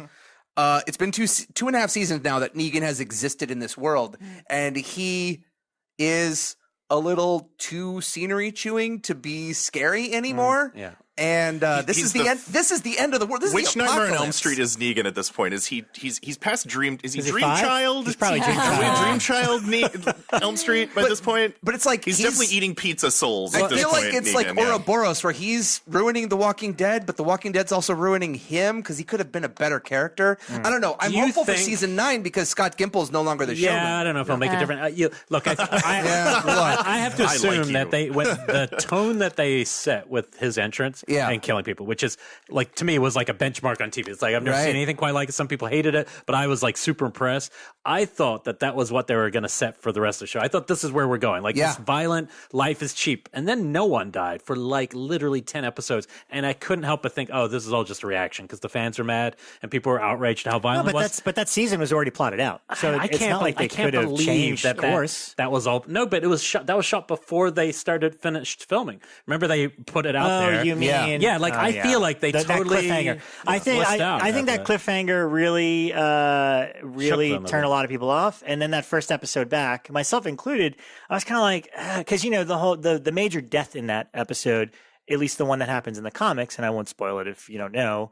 But the major death in the comic was because it was issue 100, and from what I understand, sales were dwindling a little bit. And it's like, well, I better It was a tactic for kill sure. off Yeah. a One of the main most beloved, character Yeah. and do it in the most bloody, violent way. Yeah. And so the show trying to do that and then doubling down and making it 2 characters that you Yeah. love, I don't know. That was really, and look, I don't want to get too political here, but yes, that nihilistic, really downer season starting on the cusp of this new presidency. Yeah. It's kind of like, you know what? I can't handle this Yeah, right no, now. you're not This is alone. just too much darkness in the world. Ratings are dipping a lot on that show, and everyone I'm talking to, like, you're still watching that? Yeah, and that's why I wanted to ask, because I didn't even Yeah. bother with this last 8th season. I am excited that they've got a new showrunner, but it's like, but do I care enough to And jump notice back in? when the quality of the show started to turn at the exact same time they launched a second show. I was about to say that. and that's Fear the the thing. Walking Fear Dead. the Walking Dead, which I watched the first 2 seasons of. It's getting better, but that's I've not heard really that, saying yeah. much. And But- now Morgan is moving from The Walking Dead Yeah. to Fear the Walking What? Dead. yeah, he just left. God. If it both shows. So now the 2 worlds are crossing. When that show went to Mexico, it was actually really interesting for a few episodes. Yeah. Like it was gritty and it just was a different world. they shot it in Mexico. Yeah, and it just felt different. But there's something that show doesn't feel like it has been plotted out, and that the character arcs are there. Like Cliff Curtis, who like was clearly meant to be the main character in the show, is just suddenly off the show because he has to go shoot Avatar sequels, and the plot. So it'd be like if Rick in season 3, after clearly being the main guy, just literally had a weak ass death and wasn't anymore, and you'd be like, wait a minute, I don't think this was planned, and it just makes the whole show invalid. It doesn't make any sense. So I have never watched Fear the Walking Dead, and I quit Walking Dead a few seasons ago, but I just felt like it was a little bit of the like, they're traveling to go somewhere, they find somewhere safe, the place becomes unsafe, time to travel somewhere else. And I felt like that plot was a little... There's no destination in mind now. Because there's no place safe, you right? need a goal. There's no goal-centered protagonist. It's like, oh, we're going to hang out here for a while. They're at a point where now they would need that. Well, and I think now it's also, and this is just basic TV politics, it's this is your biggest show, it generates the most money, and yet you don't want to put the money into it. Mm-hmm. It's like all the money they're spending on Fear the Walking Dead, they could probably funnel back to Walking Dead and make it a more exciting, because literally, like you said, all their money goes into the premiere, the mid-season finale, which when the fuck did that become a thing? Mid-season finale. You're right. That drives me crazy. Would that be AMC? I think is the one who started that because they figured out it would work. And it does. I'm making up data, but I'm pretty sure AMC was the first to roll those out. Who thought to break a season in half and with Mad Men, and they make that figured a deal? out it would work. Yeah. And then the finale. Those are the 3 episodes where they put all their money and all their bank into, and then everything else. It's like they're trying to stretch that dollar. And I'm sure as a writer in a writer's room, that's got to be really frustrating. Yeah. Also, the mid-season finale is frustrating for writers and actors because normally it would be the end of a season, and you'd be able to renegotiate, or you get a pay bump for the next season. But doing a mid-season finale and then it's still the same season, you get paid the same. I never even thought instead of that. of getting a bump. Right. That's what that. That's wow. And I wonder if there's a delay on royalties because it's not. Do you end up having yet? to get paid like a holding fee while you're waiting to come back? Brea's God, no. When Heroes was at the top of its, like, because that was the only other show I can remember being when it first hit as popular. Crazy, it was huge. Did that have that kind of structure, or was it just all the way through the season? It's all the way through. Okay. This is mid-season finale. And this is a new thing. They also say it's a new thing with stretching the shows, because normally you would have, if you do like 13 episodes, and the next season would be 13 on these cable networks, and now they're doing like, they're dividing. Heroes wasn't a 13 episode structure though. No, it's 20. 22. 22, right? I will say that for our podcast, Punch Drunk TV, again is the name of our podcast show. punchdrunktv.com. Is that if The Walking Dead created a problem for us because our job is to talk about television, and there was this moment where I just kind of came to Aaron and I'm like, dude, what if we just stopped watching Walking Dead? Like, are we allowed? He stopped, and then because we did that, he broke the other cardinal sin. He stopped watching Game of Thrones. What? And I'm like, I don't think we're allowed to do that. I don't like to give that up. Yeah, I don't think our audience will let us do that. It's just not for him. If I had to choose Vikings or Game of Thrones, it'd be Vikings agree. every time. I mean, he's right about that, but. Yeah, he broke the rules and it's changed kind of our show a little bit. Like, is it okay? Like, do you guys go like, do we have to go see Jigsaw? Like, we should, right? I had that exact thought. Right? Last night, and none of I us almost did. bought it for $14.95. A movie I'll never watch again because I wanted to talk about it today. But it's it's your thing. You're supposed to do it, like, right? But what if you didn't once? Because everyone's waiting on your opinion on it, right? Because it's part of it's a franchise. Everyone knows it. But like, what if you just don't like? Yeah, your time is valuable. That is the biggest relief of not having to work for any website. I'm sure. I do not. Having all the joy sucked out of it. I talked about 2 movies this week. Yeah. One was even a genre movie, and everything else I watched was what I wanted to watch. Yeah. What do you think how many movies were you watching when you were working for a genre reviewing website? Well, you know what? It's still the same. Okay. Because I love movies, and I know you have talked about this, where basically because of how insane we are, and you've seen my collection, it's kind of like you live in the library. I have a membership card. I have a membership card to your collection. You were actually the first. She was the first member, by the way. Oh, okay. Because I think you posted something about like, I just rented Poltergeist for like $5 for research, and I like texted you immediately. I was like, why would you rent Poltergeist? Offended. You know I own it. I know. And then you're like, do you have Suspiria and Phantasm? And this is like, yes, come over. And so I gave it a little stack. It was like, here's your research. So I'm very popular with actors who need to. Was that research for Beyond the Gates? It was. I can tell from those titles. That's so funny. That's how good. It was. It totally was. That was her prep for Beyond the Gates. That's a funny question though. Like when I worked at Zaptuit, everyone who worked there owned their TV shows. I had a beat where I was assigned 40 TV shows. And I had to watch every episode. I had to stay up to date on the news. I had to contact the PR person for interview opportunities. I had to discuss breakouts. Everything possible that could come out or be involved with these TV shows, they were on my radar as I had to watch it, stay up to date on them, and report as many interesting things on these shows. What was the worst one? Dancing with the Stars. So any shows out of that you still like, that's a watermark that like they had to be pretty good. It's like Legion. It's like Legion's if you go back and work at and eat at a restaurant you worked at for 5 years, it must have been a pretty good restaurant. Legion was the first one that popped in my head because they just had a thing at TCA, the Television Critics Association tour, 2 weeks ago. And like I was pitching every website I could think of. I will cover the show for you. I will cover the show for you. Well, explain how you had to watch Stranger Things too. Oh, God. Oh, you had to? Oh, come on. I had to, yeah. So Were you going to fight now?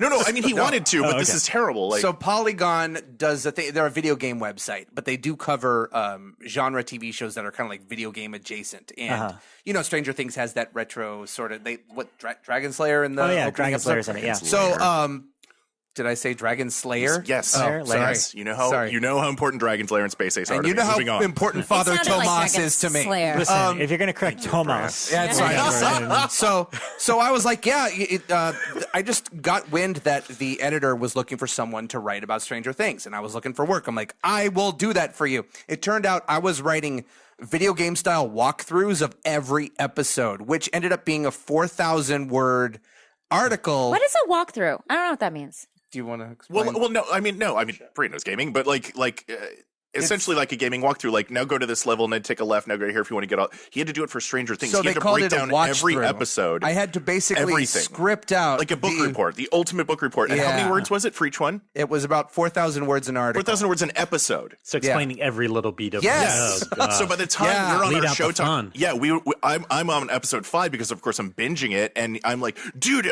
how are you on Stranger Things? He's like, I am on episode 2. I've been up for 2 days writing about it. I'm so tired of it. That's a valid question. I really don't know. Not me. I'm just money. writing it and getting paid and hoping to never have to do that again. Right. Okay. I have another Walking Dead equivalent. Is anyone watching the new X-Files, and should I care? I watched Man, I hate it. So, I watch it. I kind of hated the last 6 so here's the version. So here's the problem. 2 of those 6 episodes were great. The rest were awful. they're falling under that same thing with this one. The first episode is bonkers bad. It's so bad. You know, I have to make a correction on this show about our show. I apologize. On our show is like, yeah, my wife loved it. She listened to our show the next day. She goes, no, I didn't. That was terrible. I'm like, oh, I'm sorry. Sorry, my bad. So every episode, what's his name? Chris Carter? Yeah. Yes. Where he writes it and tries to keep the mythology going. It's like, it's not 1994 anymore. Stop writing like And it they're is. still He doing needs the to same step away. storyline, same characters. And the camera work is still it's They terrible. haven't learned that we just want the one-off stories. Episode Yeah. 2, That's what I want. Monster of the episode Week. 2, which aired last week, and episode 3 this week. Those are all Monster of the Week episodes. Okay, I've only seen the pilot so far. And the new one. episode 2 isn't fantastic, but it's 200% better than the Okay, good. premiere. Yeah, But- because all the stuff with babies and aliens Yeah, and Scully, dude. it's like I don't want to see Scully And I think- violated. I don't and- like that. And I think I like Gillian Anderson Scully. has had Yeah, enough she's because done. she said she ain't coming She's back. done. Yeah. She was like, and I realized, I'm sorry, I always forget the name of the David Duchovny series where it was about Aquarius. Aquarius, thank you. About the Aquarius killers, Manson. Thank you about Manson. I'm really bad with names, and I'm Jack sober. works- This is terrible. Yeah, Jack works better when he's drunk. Yes, Duchovny had just done Aquarius, and then he came back for X-Files, and it was so weird because Mulder is just bad. Like he's a bad actor when he's Mulder. And I loved Mulder. Mulder was like my hero. And then watching him in X-Files, I'm like, I know you're a better actor than this. Yeah. What are you doing? It's a character choice to be bad. It's weird. I hate the new X-Files, and I loved the X-Files. Yeah. It pains me. It didn't grow up. I'm not a fan. Well, I mean, and this is even if people don't like. I loved New Twin Peaks, right? Okay, for me it was So did I. because for this very reason. It is not the thing that everyone not thinks at all. they want. Right. Because that thing you think you want, you don't want it. No. Because it's Yes. 30 years later, Well and said. everyone's changed, and you're trying to rehash the same fucking plot. Twin Peaks couldn't be further away, and that's what people couldn't. Yeah. Initially, all of us, including me, first episode, I was like, wait a minute, where's the Twin I just Peaks? wanted Agent You know? Cooper back. I stand by what I said about episode 2 of the X-Files. We're recording the night episode 3 airs. Yeah. Episode 2 is way better. I haven't seen 3 yet. Okay. But it's better. It's a whole different feel than the premiere. It's almost like an action movie episode. Yeah. And it calls back Less to Smoking Man. Yes, Come on. That's It calls storyline. back to Come certain on. things from the original series that people liked, but it felt a hell of a lot different Yeah. I feel like this season too, or these new ones, they almost go out of their way to remind you of all the dumb stuff they did towards the end. It's like a kick in the groin where it's like, well, Mulder is my son. You're like, no, oh God, he is, isn't he? Oh, and he has a brother, and like, that was terrible. It's like doubling down on the worst thing from the bad Right, movie. where they should have just made no one likes. those episodes were not canon. They were not canon. Sorry. Yeah, it's so weird. And Robert Patrick hasn't been in it yet. I don't think he's coming back. Really? I don't Robert Patrick? think so. We haven't. I mean, that's fine. That was No one God, that even was a watched bad the X-Files season. at that point. And remember, He's it too could have busy been... with Scorpion. did. Come on. Do you remember It's a who hate was show. meant to be cast to that role? Do you remember who came second to that? Who? No. I don't. Bruce Campbell. No That's way. true. I did not know. Oh, yes, Yeah. Bruce Campbell, because he had also very been in an close. episode. Oh, He had what a done an better episode, but they idea. auditioned He him was for Daggett. if it wasn't Patrick, he would have been Daggett. been Can you Bruce. even imagine I a would've world? watched That's that. a weird. That's a very different show, though. Yeah. I know, but I would've think been, Bruce yeah. would have been interesting. Well, I think it would've I've been actually never interesting. seen the Robert Patrick years. I saw a little bit of Oh. this. Yeah, I didn't know saw that version you. of the show. It Saw wasn't you. great. It's Yeah. too straight. And, you know, they're real FBI agents. That's how they felt. Yeah, they they didn't really. feel quirky Yeah, at all. it's just like it's Law and Order with a. Yeah. All right. Well, since you mentioned Bruce Campbell, have you heard anything about the new Ash versus Evil Dead? It's funny, Why I- is season 3 taking so long So- when it's already in the can? I have a bad feeling that season 4 is not going to happen. But I was at a Stars party last week, and I saw. Brag. I'm I know, right? forgetting Dropped the this name name. of TV the experts. for you. What's They're the, allowed what's to go the to name of that. the actor that plays His buddy? Pedro? Yeah, No. yeah, with the hair. Is that his name, Pedro? I think so. Feel like Kelly. I haven't And seen there's it. Pablo. well, Pablo. God, I'm so racist. I knew you were trying to like soft step around, Ray like don't pick a Santiago. name. That sounds Yes, Ray racist. Santiago okay, I plays saw Pablo. him and I went right up to him because I interviewed him before, and I'm like, I don't know if you remember me, but I just have to ask, when is the show coming back? He's like, February, and then turned and walked away. All Oh right. no! So- like It's- he's answered it's that question done, a lot right? of times. He said February. It's been shot and done for a while. They thought it was going to be coming out in October, but Stars sort of cycled around their lineup and decided Outlander was more important, which it probably is because it it's brings their in more flagship. viewers Its for audience. them. Yeah. But he said to me February, and he Well, said I he's going to also be in a heard- lot more of season 3. Okay, because I also heard they were steering completely clear of Stranger Things 2. That was another rumor because they were both October. not a bad originally. idea. I mean, that's possible. But yeah, that's so weird. I mean, because the what I heard through the grapevine. Look, I love Ash versus Evil Dead. It's more Evil Dead. First season, and by the way, both are on Netflix now. So if you haven't really? seen it, you could marathon seasons 1 and 2. First season, I thought started out awesome Little- and strong, and then the whole middle is kind of, and then it gets really good again for the last 3 episodes. I thought season 2 from start to finish was fantastic and I agree. a lot of fun. And Then man, the did they finale shit the happened. bed with that Yeah. finale. The 'Cause finale is awful. They changed showrunners, and the dude left, and the And- story, like all the creative differences, all on all fronts. Yeah. Well, I hate when a finale all of a sudden at the last minute just Everything's sets fine. the status Yeah. quo back to whatever. So you're like, so you well, wasted your time entirely. why would I come back Right. next year if everything's fine now? And so, but everything leading up to it was amazing. And then, of course, that showrunner went and said, "Yeah, they fucked up my whole idea." For the Yeah, end of did the you remember what the season." idea was? The idea was that there was time great. travel involved, which ended up having Ash have sex with Kelly's mom in the past, and becoming Kelly's he dad. turned out to be her father. that That was the original ending, Yeah. which was pretty funny. Yeah. you know. And in tone with the show, I think, and with Ash, like that would make sense. I don't watch the show. Is that a woman he's dating? No. No, it's That would be it's funny. the- That it would would be have great. been Not funny. quite Could have been a messed better up, twist. but No, messed up. it's just kind of like his partner. I guess he's got like 2 sidekicks now, Yeah. although they do more than he does because he's Ash Sure, and kind of sure, an sure, imbecile. sure. So she's one of them, and they would have retconned it that he would have become. Well, I'm going to tell the show they can have that if they want to start dating and then use that time travel. You guys can have that. Well, idea. season 3, you never know. Yeah.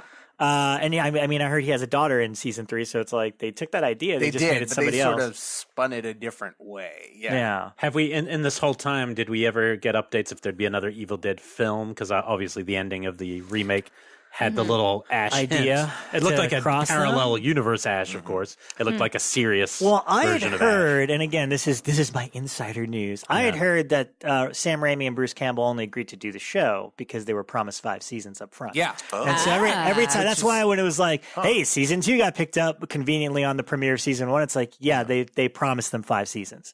And so that's Which why. is what I'm wondering about now. If you're going to push, if you're like Halloween Horror Nights came out, right? Yeah. That happened. They had an Ash versus Evil Dead maze. Which I kind of hated. Did you do that, Maze? I did. It wasn't. Do you know why? Because Ash jumped out and scared you. And it was like, was why the is scary he guy. jumping out and He had a scaring mask. you? Oh, I forgot about that. He Yeah. did jump out He and had scare the you. mask. I They didn't had watch the the Campbell show though, mask. so I was like, maybe he's scary. I don't know. What's that the was deal? weird. Yeah, they had those weird masks of Bruce Yeah, Campbell. Bruce Campbell. And it's like, Yeah. Ooh, I got a chainsaw. But anyway, I'm sorry, go ahead. But usually it's like the maze is promoting the show, but the show is nowhere. Like it's on hiatus. Season 2's over, and we don't know when season 3 is coming. Okay. I don't know. There's a lot of like things at Halloween Horror Nights that I'm like, Krampus came out of how that's a long good point. ago? Like when but I loved that Krampus haunted house. You could smell And there's a it. lot of I random love that. crap in Happy there. Death right? Day was pretty early for Halloween Horror Nights for a Which movie one? that nobody Happy saw. Death Day. Happy Death But Day. It hadn't come out yeah. yet. And I remember I was already there and I was like, what's up with this baby face? Okay. Like, I have no idea what's going on here. I'm not scared of you yet. I don't I'm know in your a backstory. dorm room with a baby Forget face. my argument. Forget it. But I just remember thinking at that time, I'm like, this is the perfect time to have the show. Where's the show? Yeah, that's true. Yeah. That's true. Do you Well, think they they'll be- they oh, keep saying like, or at least Bruce Campbell, the quote that I keep saying is like, "Oh, they're second guessing it because so many people download it illegally." And I'm just, is Really? that with Oh, TV? come on. I'm asking Oh, come on. you guys No, on the other end of the that's table. not allowed to be an Is that a argument legitimate anymore. argument? No, absolutely not. That Because was I assume people no. lose Remember- money with TV. Like, No. but is HBO really No, hurting? at all? Remember when the movie Logan came out, but it got out a week early, and the studios are like, "Oh, it did badly because it snuck out." No, it was a terrible movie. Not Logan. Oh God, I'm sorry. Not Logan. I was about to Wolverine say Origins. Wolverine, Oh my yes. God, Yes. kill me, please. Yeah. Wolverine Origins is the one that's not. I'm sorry, I just said the wrong thing. But and the That studio audience was is like, screaming "Oh, at you the now. It's like, yeah. Logan, what?" No, of course not. Logan was I amazing. do. No. Listen, I'm going to say that I do think it hurts some people. I do Yes, think sure. that it hurts indie horror. Yeah, very much If you so. download it, if you instead of Totally. because that stuff, it's just that goes so much more directly to the filmmaker, to the actors. Like we get every time you watch one of my movies on iTunes, I get like a quarter of a penny, Yeah. something like that. Probably not even that. Yeah. Probably like a tenth of a penny. But I do think TV is less of a. Absolutely. I don't know though. I mean, look, and I'll just keep talking as an actor, but my residuals and that kind of thing from downloads do pay some of my bills every month. You know, like from TV shows I've done in the Right. past. So if you're a person who would be more likely to buy it, then I guess maybe. But I feel like at this point, everybody's streaming this stuff anyway. I honestly think Starz was trying to branch out into genre entertainment. You know, American Gods, Ash vs. Evil Dead. They didn't really have stuff like this on their lineup. And I get the impression that Outlander's doing better numbers. What's the show The White Queen? Is White Princess. White Princess. The White Princess was doing better numbers. Their new show Counterpart, they're putting a lot of American Gods did very well. for them. resources into, and Counterpart's kind of a genre show, but it's not a horror show. It's more like Philip K. Dick sci-fi noir. But J.K. Simmons is in it, right? Yeah. Into Oh, it. I saw the trailer. Yeah, for it's that, really good. Into it. But I feel like they're sort of kicking their horror stuff aside because they know these are guaranteed to bring them subscribers. Like fantasy stuff, basically. Yeah. They like the more fantasy, Right. like a little bit more romantic-y Yeah. stuff. I actually haven't watched American Gods either, but that is a little. Well, but that's the So only good. season you're the getting. first season's so good. Is So it yeah, is it watch it now. canceled? It's It's not not canceled, canceled. It's but the Fuller's showrunner gone. left. Gillian But Anderson is Fuller's- out. They're being a little wishy-washy about what's going on with It's a Neil must Gaiman's watch. running the show, and then they're like, "Well, Neil Gaiman isn't running Yeah, the show." well, because no one Yeah. told him. He went to Twitter. He's like, "News to me." I thought Yeah. he's actually running some other show. That's what he said. Yeah, He that's is, what he what's said. that called? The Good Omens, which is a yeah. great book that with Terry Pratchett and him. I love that book. Listen, as a book reader, I'm gonna say Yeah. it's a book. There it's are great. there are literally Although 14 American hats. Gods also great. Brea has 14 hats on the desk, and she It puts is. on a different Listen, hat. I like to every say, time. as One an says actor, as a book reader, yeah. I'll have more. She keeps actually as a physically- woman, Yeah. I got a lot to say. They're good hats. I had some point. Oh no! I was just going to say that I excuse me. To Brea's point, if you can watch a show and not steal a show, you should do that. That's exactly the point. Yeah, But yeah. if you are a network and you are going forward and saying, you know what, the hackers did it. That's exactly like every Yeah. idiot that says something dumb on the internet says a hacker did it. It's just as BS. Yeah. That is not a real thing that's hurting them. Is there? And how cocky are they to think that people are stealing that many copies of Ash vs. Evil Dead? I'm sorry, that's not happening. Game of Thrones, yes. right? Walking Dead, yes. I'm sorry, it's not hurting them that much. What's one that you guys just personally love and feel like the world needs to know about? Because I feel like there's a lot of shows. I mean, shows aren't quite like movies in that way, where we discovered this. Oh, the show no one's talking about. It's a Yeah. little harder to do that. I feel in the modern era. But Oh, yeah. sometimes it Although these happens. days there's so many shows, I feel like there Yeah. are ones It's that people hard. tell me about, and Tell I'm us like, what about is it. that? I Like don't know everyone's about right it. now talking about. I still haven't dived into the dark yet. A lot of people are saying, Yeah. "Oh, it's really I good." watched one episode of it, and Yeah. I I was Couldn't like, get to, I okay. wasn't super into it either. But I And- watched it right after binging Stranger Things, so I was kind of Yeah. I needed a break. You know, to answer your question, it's Exorcist for me. That's I'm completely on board. Same way Rob is Okay, trying cool. to get more and more people to watch get it into because that show. I keep saying every performance on that show was so phenomenal that if this show was on FX, they'd be nominated for Emmys. Yeah. But it's on Fox on a Friday night. Yeah. Agreed. And no one's watching it on Fox on a Friday night. People would take it more seriously if it was on a premium cable network, but because it was on Fox, it'll probably be nixed. And a lot of the people who would be fans of it, I think because it became a TV show, chose not to watch it. Yeah. Like my horror friends where I'm like, you're watching The Exorcist? They're like, no. And I'm like, what? Like, why? Yeah. This is made for you. This is designed. You can tell the people love horror who make it. Right. But you were talking about before we started turning the microphones on, but Last Man on Earth is one I feel like people are not watching. So Last Man So on Earth much. is not a horror TV show per se, but Jack and I have talked about this 2 before. weeks it is. We have completely written off The Walking Dead because The Walking Dead has become predictable. The characters do just boring, stupid choices. Every episode of Last Man on Earth takes place in the apocalypse, Yep. and they never do anything that you expect. Ever. Yeah. Ever. In the last 2 episodes, Fred Armisen has joined the show. Oh, that's where I'm up to. So good. I'm 2 episodes behind. Okay, Don't let anyone spoil it I for will you. not Please say don't. what he does, but it turns into a horror movie. Oh my god! And I'll tell you that it is a hilarious show. I love Will Forte. There's some dark shit that happens Yes, occasionally. yes, You're yes. like, holy Yes. shit! And no one is safe. No That's one what's at all. amazing Safe. about that show. No one is safe. Is that there? And I can't think of another show like it, where you literally don't know who's going to die next week, and every time they put someone in peril, you're like, "You're going to really do it, aren't you? You're going to actually kill that." If that show kills one of the babies, it wouldn't shock me. I'd be like, "Well, maybe just I died." think that personally the show will end with him dying. I think you're right. Because because he's such the main character and he's in That he's, feels very Will We've Forte talked- too. Yeah, I'm surprised he hasn't killed himself yet. He seems okay. I'd be like, why not? I'll just kick That'd be myself funny off. if I died, right? Yeah. We've talked a lot about the progression of his character, though. Like in each season, he's become a better person, but he's still quirky and weird and annoying and obnoxious. But he started off as the rebel, like the outlier, the outcast of this group, and now he's kind of the reluctant hero. Yeah, Yeah, season 1, he's probably the worst human he's being. the worst human to being be the alive, last. and you hate him. And that's what's hilarious Yeah. about it. And what And I love that he wrote that for himself. Yes. He was like, what should I be? Just a terrible person. And he's still terrible. But and Aaron and I have talked about this on our show. What I love about that show is that the world is crazy, especially that one. And all these people who tried to keep normal are breaking, and his way is working. And like 3 episodes ago, and this is no spoiler, there's just a moment where he and what's his friend's name? I can't think of his best friend. Anyway, Todd. He gets in the car. They have a talk, and then he goes friend kiss on the kiss, lips. and he goes friend kiss, and they just kiss, and that's the thing they do now.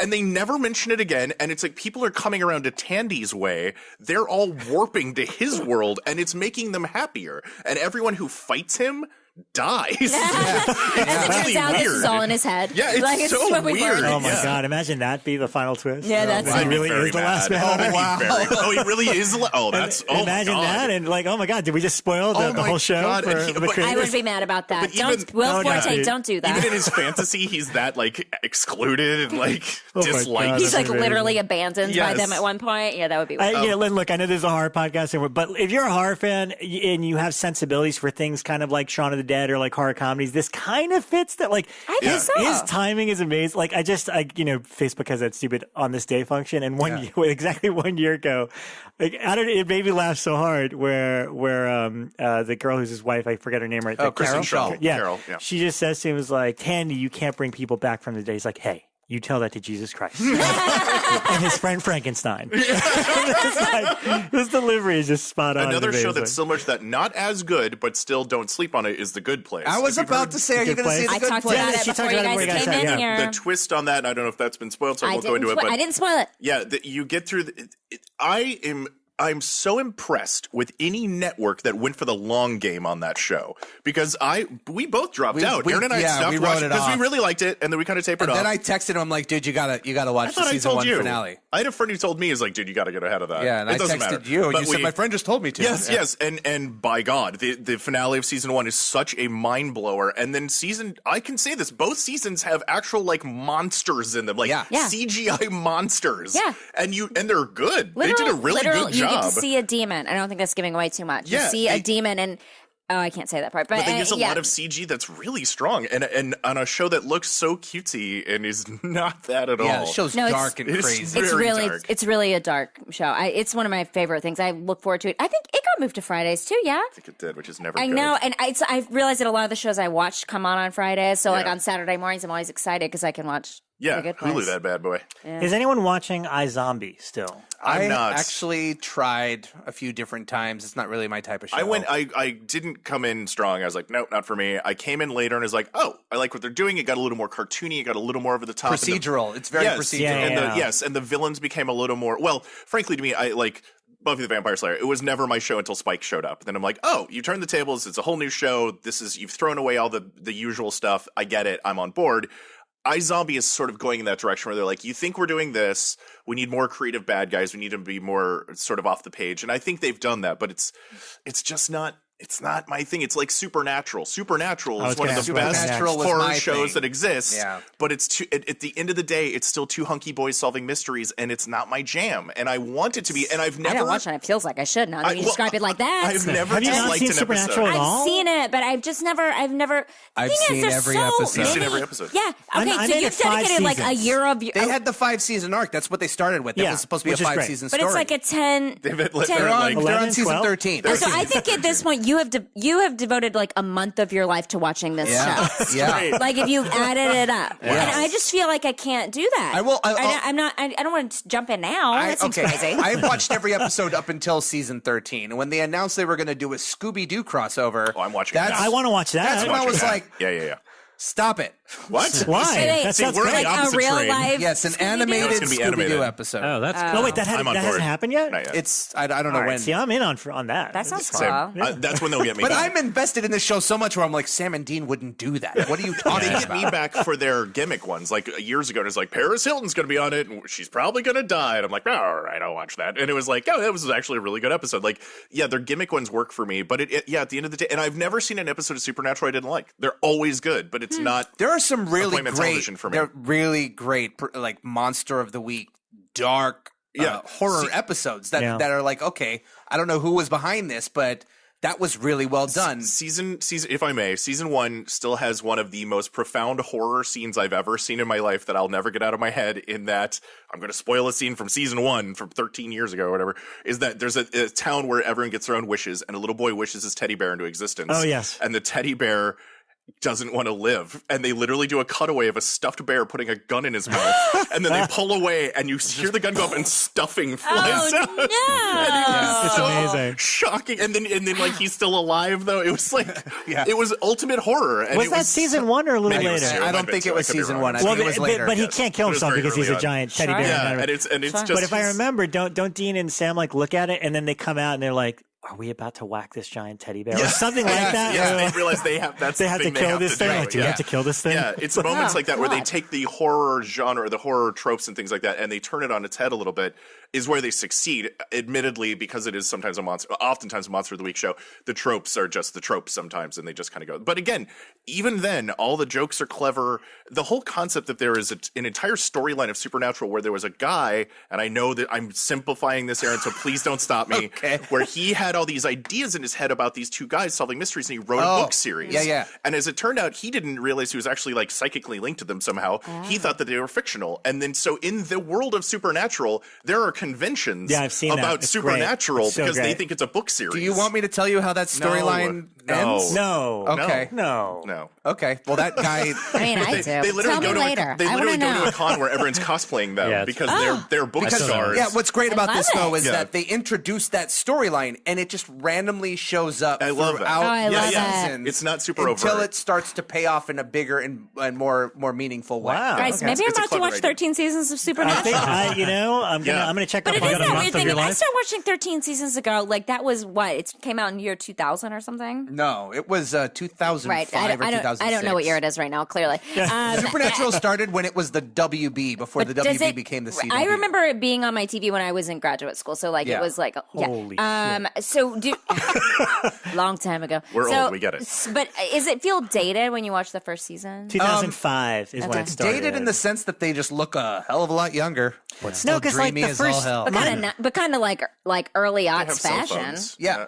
Well, my memory Yeah. is the first season was like really trying to be a scary show. Yeah, and they yeah, were yeah. all one-offs, and so I think it might be fun Yeah, to look back at and it now. what's great it wasn't is- until season 2 that they What's great started is going Negan mythology, shows right? up too in the Oh, show. well, yeah, that's where Negan Episode came 1. from. He's their He's their dad. Yeah. Really? Yeah, Harry He's Dean. great. What's his name? Harry Dean Morgan. Not Harry Yes. Dean Stanton. Jeffrey Dean Morgan. Jeffrey Dean Morgan. That's it. Jeffrey Yeah. Deacon Weird if it Morgan. was Harry Dean Yeah. Stanton. I would watch that show if it was Harry Dean Stanton. All right, I need some TV mansplaining. You got to give me some here. God. I don't understand what CBS Access is. I don't. It's all access. I don't. Okay. It's CBS : Okay, but all access. how come? Here's my the thing question: I just why canceled will I last never week. see a new season of Star Trek? Which is just bizarre to me because I should be able to watch Star Trek whenever I want, but I don't even know where that because is. CBS is trying And to. then, wait, I'm not done. That's the crazy thing. Go on. And then now I hear the worst news of all. We're in the house of Blumhouse, and I hear that Jordan Peele will be doing Twilight Zone for the Twilight Zone. same monstrosity that isn't even a channel. What is CBS Access? It's and what's my CBS's version of Hulu. Pretty much, it's CBS's version of. Why If would they if put Hulu such had big shows 7 on them? shows, They're trying to get people to subscribe to that, and the problem there is How much is it? it's $5 a month. Seems worth So- it for you to watch Star Trek think whenever it's you I know, want. but no one's getting to watch isn't new it? Star For me, Trek. it was I don't get it. $5. I think you can afford With the $5 a monster month. from So Doug Jones. Shape the of pro- Water, so yeah. see, the problem with CBS All Access He's like, I'm in. is the functionality of Jeff's the like a app fish man. is not user friendly. It's kind of like, what was the Yahoo app that Yes. where Community went to Yahoo? Yes. it was just called Yahoo. Yeah, It I was had a just- hard time playing that. Like that the- and space balls. What is it? No, space out. What? Space. Spaced out. Space. Spaced out. Spaced? Out, Spaced. I think it's just. Wait, Space. the Paul Space. I think it's called Feig Shorts. original- It's the Shorts. You know. Not that So one. anyways, But there's 2 shows on the Yahoo. They're trying to launch their own streaming service, and to do that, they brought the Good Wife spinoff to CBS All Access, and they brought Star Trek Discovery, which just kept getting pushed and pushed and pushed. Another show And- Brian Fuller left.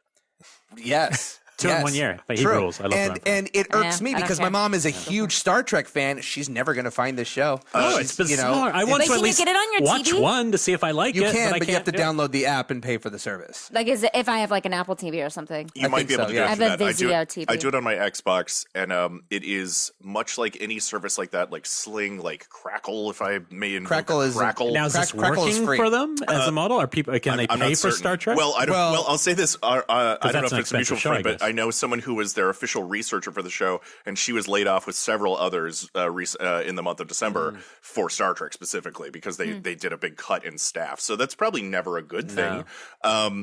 What I was going to say is that much like all the apps that I listed, it's really kind of troublesome to watch. They have their own preloaded ads, which usually anytime there's a new They're usually OTT is way those are called. louder than the programming. And they only have 2 ads total, and they'll run 150 of them at the same ad 150 times. I pulled up what they're supposedly So it available works on now. PS4 and Xbox. Yeah, And I have Apple a TV. Roku. I have a Roku. Roku. Yeah. I use it on my Xbox. I don't I have think, none of those things. unless also, I mean, the Damn it. CBS All Access Oh, app iPhone. has all of CBS's shows, right? Past and present. So if you want to go revisit every episode of NCIS, Yeah. it's right there Which at your I may. disposal. Which I I've love been that on show. at least 2 of the 3. Hey, There's not more hey. of them. Very nice. I've been on at least 2. Were you ever My, dead? my wife is a big fan of that show. Did you meet the goth hacker I've never girl done the who's regular one. Only 54 and NCIS, still wearing LA, pigtails? and New Orleans. I've done yeah. both of She those, loves but I New haven't done Orleans. regular. I'm still Did you, holding off. did I you want get to do the to, did you get to trifecta. act opposite Scott Bakula? I did. Oh, that's He awesome. was there. Yeah. I was getting interviewed, and he there. was watching through a glass thing. That but sounds like a dream of Very mine. nice. Can I Well- tell you, I helped Scott Bakula when I worked at Amoeba, and Yeah. and I thought he was a beautiful man. He is a beautiful man. He just came at me like really fast while I was behind the counter. Wow. He's like, "Hey man, you got any That's Entertainment?" And I looked, I was like, "Wow, you are a beautiful man." And I was like, "You are Scott Bakula." Now I get why you're on TV. Yeah. Yeah. Totally He's get a it. beautiful Yeah. gent. Yeah. The irony, and we've said this on our Had to show throw too, that is out that there. the irony of the CBS app is that CBS programming is It's mostly for for old older people. people. All their shows are for Old older people people. will never download And this yeah, app. exactly. They're never going to use this app, and the app is troublesome. As a tech dude, So- my Yeah. wife doesn't like it. I don't like. I uninstalled it and stopped paying for it. Like But that's last who they're month, 'cause we catering to. weren't They're using catering it. to the people who do download these apps and watch TV shows away from regular cable. So they're trying to reach out to younger audiences. So that's with the Star Trek, especially with the Star Trek and the Twilight Zone. Sorry, I but just what- started sounding like an old person. Could a different model be, like, in my opinion, a different model be for the kind of a now generation be that you get that like a month early and then So- it goes to regular TV? See, that makes more sense. Well, that's- Much like- Because then Yeah. people like will still see your show. like a lot of the someday, YouTube you know? Red and stuff like that. They'll usually do something like that where you get it early and then it'll go out to. It's the irony is this: all these apps, Hulu and Netflix and all those, are called OTTs, which is a terrible acronym for over the top, which is stupid. super dumb, but they're all called, that's an OTT. We now have more OTTs than we have channels, and the whole point of OTTs was to get away from the cable system, but now there's too many of them, so someone's going to have to come along and put them all in one place, like a cable company does. Amazing. We're just going to come right back where we started. It's so silly at this point. But Elric, you're a cable cutter. No, I actually have normal TV. Oh, cable. geez. Okay. But I watch a lot of things on Prime. So you can watch CBS because CBS is not on anything. But I can watch Star normal Trek isn't CBS, on but I can't CBS. find this weird old access. Yeah, but I can't watch normal CBS. Oh, okay. Yeah. When I've been on NCISs, I can't watch it. I have no idea what they're like. I'll DVR it for you. I was going to say Hulu, but you can't because they're off of. You can't don't get do some Hulu. Hulu. It's Can not if you Hulu. have Hulu Live, and I showed Jack, Which this is $40 a multiple month, times. and I have that What now. is Hulu ridiculous. Live? Hulu Live is It's cable. It's $40 a month. Yeah, it's like cable. You get Hulu and you get the DVR option, and it comes with an on-demand feature where you can watch live television through Hulu, but only specific channels. And do you get Showtime also? You have to can pay for add it. That All on. right, calm down, guys. As two actors for the Hulu channel, as paid. Oh yeah, Hey, actually, yes, that's true. I was on Hulu as Actually, well. but that's all a lie. We weren't you- paid, yeah, and we're yeah, not you- actors, so, Yeah. and we're only on it I once. acted on the Hulu channel too. Okay, guys. sorry. So did I. Yeah. Fair enough. All There right, you so go. I guess I it's don't only know Jack. Hulu So Jack's the channel. only one who's I never just been on pay Hulu. for it. Speaking of the Hulu channel, Nearly dummy paying $40 a month. hold on a second, guys. Blumhouse is bringing a horror show.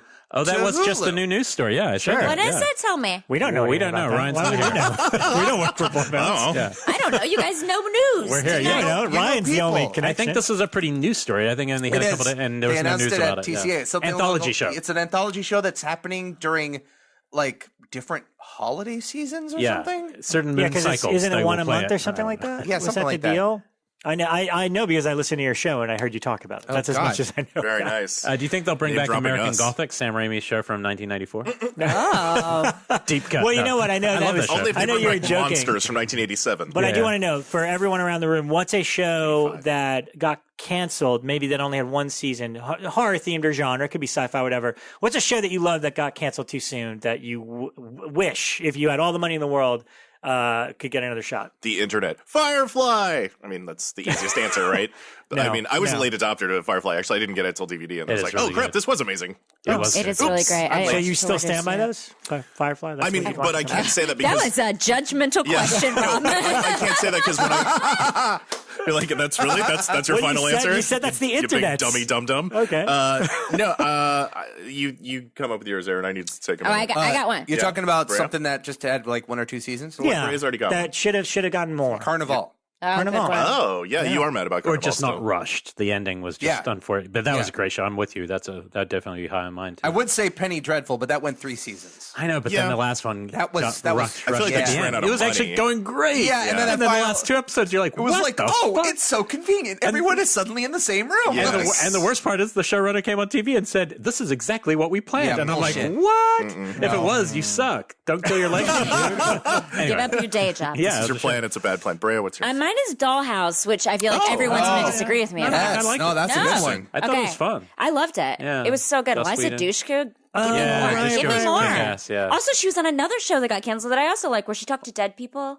It's actually Oh, really yeah. similar to iZombie, except no brain eating. Okay. And she Like- solved their problems. Is it called True Calling? Oh, yeah. True. yeah. Her name was TRU. True. Yeah. Yeah, it's true. Yeah. Because there's a lot. my There's God. that. Got There's another the one. Ghost Whisperer, and then there was the Psychic Medium show. Yeah, but True Calling was another one. better Hang than on, the say other that. two, and somehow Okay. the Got other two another one. lasted. What? What was I it? got another one. Dollhouse? Dollhouse was a Whedon guys, show? It was a Whedon Guys, show. Okay. Aaron wants to Guys, talk I got stick. another one. Give him Go, a talking go. stick. Almost Human. That was canceled for 1 season. Yeah. Well, here's the thing. I never I don't watched. That was know what it Judge is. I never Dredd, yo. watched the U.S. one, but I watched the British one. you're the thinking British the one was other pretty- one. Oh wait, what am I Yeah. thinking of? No, we're talking about two different things. Yeah, Or did you say the okay, I title know. wrong? Wait. I said Almost Human? Almost Human? Wait, what's Yeah. the other What one? am I Being thinking Human. of? Wait, no. I'm thinking Being Human, right? Being Human, yes. It was- Almost Human was a sci-fi. I know it's- yes. With Judge Dredd as the lead. That's it, yes. And his robot cop buddy. Oh, I watched that. That Yeah. show was Which Which so came out at the strong. same time as the movie Almost Human. Yes, and it was Fox, so they of course put it totally out of order. Yeah. And they There aired we- it out of that's order. right. They put the episodes out of order, Yep. and a character that died ended up showing up Showed up later in the again. season. Oh, Yeah. damn. It's utterly We were like, ridiculous. what? It was. seeing it, yeah. I didn't watch it but that was a good one. That was really Me and strong. Rob kind of share one. This is one we've talked about before, but I still have that real soft spot for that werewolf show. just werewolf. Oh, from Fox? Oh, yeah. from the that was original, werewolf. like, Yeah. Fox, From, like, the late 80s. year one Yeah, Fox. it had Hell Chuck yeah. Connors at the start. It was Chuck Connors. because we've talked about it quite a bit. And actually, the Cancel Too Soon podcast, he lent me. I've actually got them all at home right now. Yeah, on DVD. I've only got them on bootleg. bootleg, Shout yeah. Factory was going to put them out at one point, but Some music but there's rights. music issues and they can't separate the music. But the thing is, that do was you actually remember the scary. show? Oh, absolutely. Actually, That was great. disturbing. It was Yeah. pretty much. I don't think I've seen Well, this that. is like when Fox was starting to get all this new TV stuff. Brea, I think and, you were 4. yeah. Not to be rude, but I think but here's why I know that because I wasn't. I believe that. I remember when Fox came out. I Yeah, lived you were in a 4. podunk town in Colorado, and you had to go to the local 7-Eleven and buy this little antenna specifically to put on the back of your TV just to get Fox. And Werewolf was season 1. It was I want to say Gary Shandling show, Werewolf. Yeah. What was the- Freddy's Was Get a Nightmares would Life have been around back that time? Yeah, period? yeah, I was about to that say was Get a like Life. canceled Yeah. too soon. Yeah. Get a Life was Oh, it went- 1990. Get a Life, Did I it go think 2? 1990. That went 2 seasons. It Which did. one? Get a Yeah, Life? Get a Life. Yeah, Went and 2 Werewolf seasons. was about 2 as well. So basically, I mean, it's a guy that gets the werewolf was really cool. I think it was Greg Cannon who designed him, It's so he super looked like It was very well a done. great werewolf. Yeah. And basically, your lead character got bitten. And so every time he changed, he had a pentagram on his hand, And and the it would music start was really bleeding. cool. And the music was great. And then He had to wipe out the bloodline to erase yeah, it. so he was going from town. Basically, it was the was Incredible Hulk TV yeah. series. Even with the But he was a transformation werewolf. scene that they would just Because repeat. He wasn't a bad werewolf. Like he was after Chuck Connors because he's the one that made him. And basically, it's like if I could find the one that made me and kill him, then I'll be free. Why is it So- a pentagram? I don't know. It was just that was That's the a thing great that question, actually. it appeared when the full moon would come out, and Are then werewolves literally. satanic? And I Actually, no, didn't that know. does go back to Wolfman because Oh, yeah, they Bela talk about Lugosi, that. that's part of the He's mark. wolf- he's Really? Mark Yeah, satanic? Mark of the It is Beast was a there was a pentagram? pentagram on Satan it. invented werewolves. But yeah, but it Yeah, it's started. complicated. It starts bleeding when he's about to change. But every episode, it was totally Incredible Hulk, where he would always show up exactly when he needed to. Like my favorite episode, and I'll send it to you. It's called "The Boy Who Cried Werewolf." Oh, great. And it's the little redhead kid. What's his name from Different Strokes? And he was in Terminator 2. Oh gosh, you know that kid? yeah, it was the Sam was his character in Different Strokes. It doesn't help you, but I can't remember the actor's So name. yeah, so that kid has has a clubhouse. He's like 10 in the show. He's got a clubhouse. He's in love with monsters. He reads monster magazines, but his mom, who's like a waitress, has a very abusive like a boyfriend, and he's really abusive to both of them. So he escapes in this world of monsters. And our lead character, Eric Cord, who becomes the werewolf, he was shot because there's also a bounty hunter that's tracking That's him. right, yeah. Which Who plays in that? Incredible Hulk, it's Jack Colvin, Yeah. the reporter that's always after Yep. him. And so at the beginning, he was shot with a silver bullet, and he kind of passes out in his clubhouse or whatever. And so the little kid helps him. He pulls the bullet out, and it's in that. And of course, to give it away, because it's only a half hour anyway, when the abusive boyfriend comes home super drunk and is about to step in, he gets in there, punches him, and he wolfs out. And it's kind of like, yeah, save the little kid and his family. Werewolf saved the day. So yeah, I'm gonna it's, bet it's, Eli it's, Roth it's was a a good fan. werewolf. I love the early days of Fox where it's just Yeah. like they just threw everything at the wall Wild to see West. what Oh, yeah. I love that. Yeah. What about The River? Did you guys watch that one? Oh, River, God. The Oren River. Pelly? Oren I did Pelly? not like Was that. it Oren Steven Pelly? Spielberg? Did that? It was Yeah, Oren the found Pelly. footage. Yeah. I Blumhouse liked stuff. it. It I was did like not a like found that was footage. that found footage show that was on Yeah. ABC. But it had the same like name as the one that was 3 about drugs in the episodes. city. It was like The River and the Stream, or there were 2 shows that sounded exactly the same. The River was the Oren Pelly Steven Spielberg show. Yeah. And that was only 1 season. Yeah. And by I the don't way, even know if it went. I don't know if all those episodes aired. did they It not did finish not. it? They canceled it didn't- mid-season. Like real quick, Really? but I thought it was really cool and weird. Thomas Kretschmann as the captain. you know what? remember I that. hated it at the time, and I think it was just because I'm not a huge fan of found footage in general, Yeah. and I feel like that gimmick can only go so far on television. That after we talked about At it some on the point, you're show. like, who found this footage? Like, this footage, there's so How much many of it. seasons is this footage going to last? Exactly. That's exactly right. They're literally, it's like real boring. Like, it's like when they accidentally left the camera on, like one episode's just looking at the wall. Season 5, we found this box of more footage. Get out of here. We got 5 more years to go here. But Oren Pelly was actually on Mick's show on Yeah. Postmortem a couple Kinda weeks ago. depressing And- episode. No, but it was a great episode, Yeah. and I think he said that that they were maybe just a little bit ahead of the curve in terms of what TV was at that time Yeah. for that show to work. That show was what, 2012, 2013? 2012. Yeah. I I want to ask if I'm allowed to ask a question. You can, but let me throw mine is simple, Because I Constantine. have a question for all of you that I want to know your answer to. Because I love that season of Constantine. Oh, yes. And now an animated I loved Constantine it. is coming to the CW Seed. Yes. Yes, Yeah. with him doing With the him. voice. It's another OTT. Yeah. I loved it too. I thought he was so good. He was perfect. He was perfect. Like, they And what I found loved- him. What was great was because it was fun watching the show because our friend Neil Marshall did the pilot, and so he was somewhat involved for the majority of the show. And I just remember off the top, because it was network TV, like Constantine smokes constantly. Yeah, that's the first you have to deal with the Constantine show. So they couldn't let him smoke. Yeah. But literally, there's a point, I think it's, 4th, 5th episode, where he literally walks on a screen smoking and then just throws the cigarette out.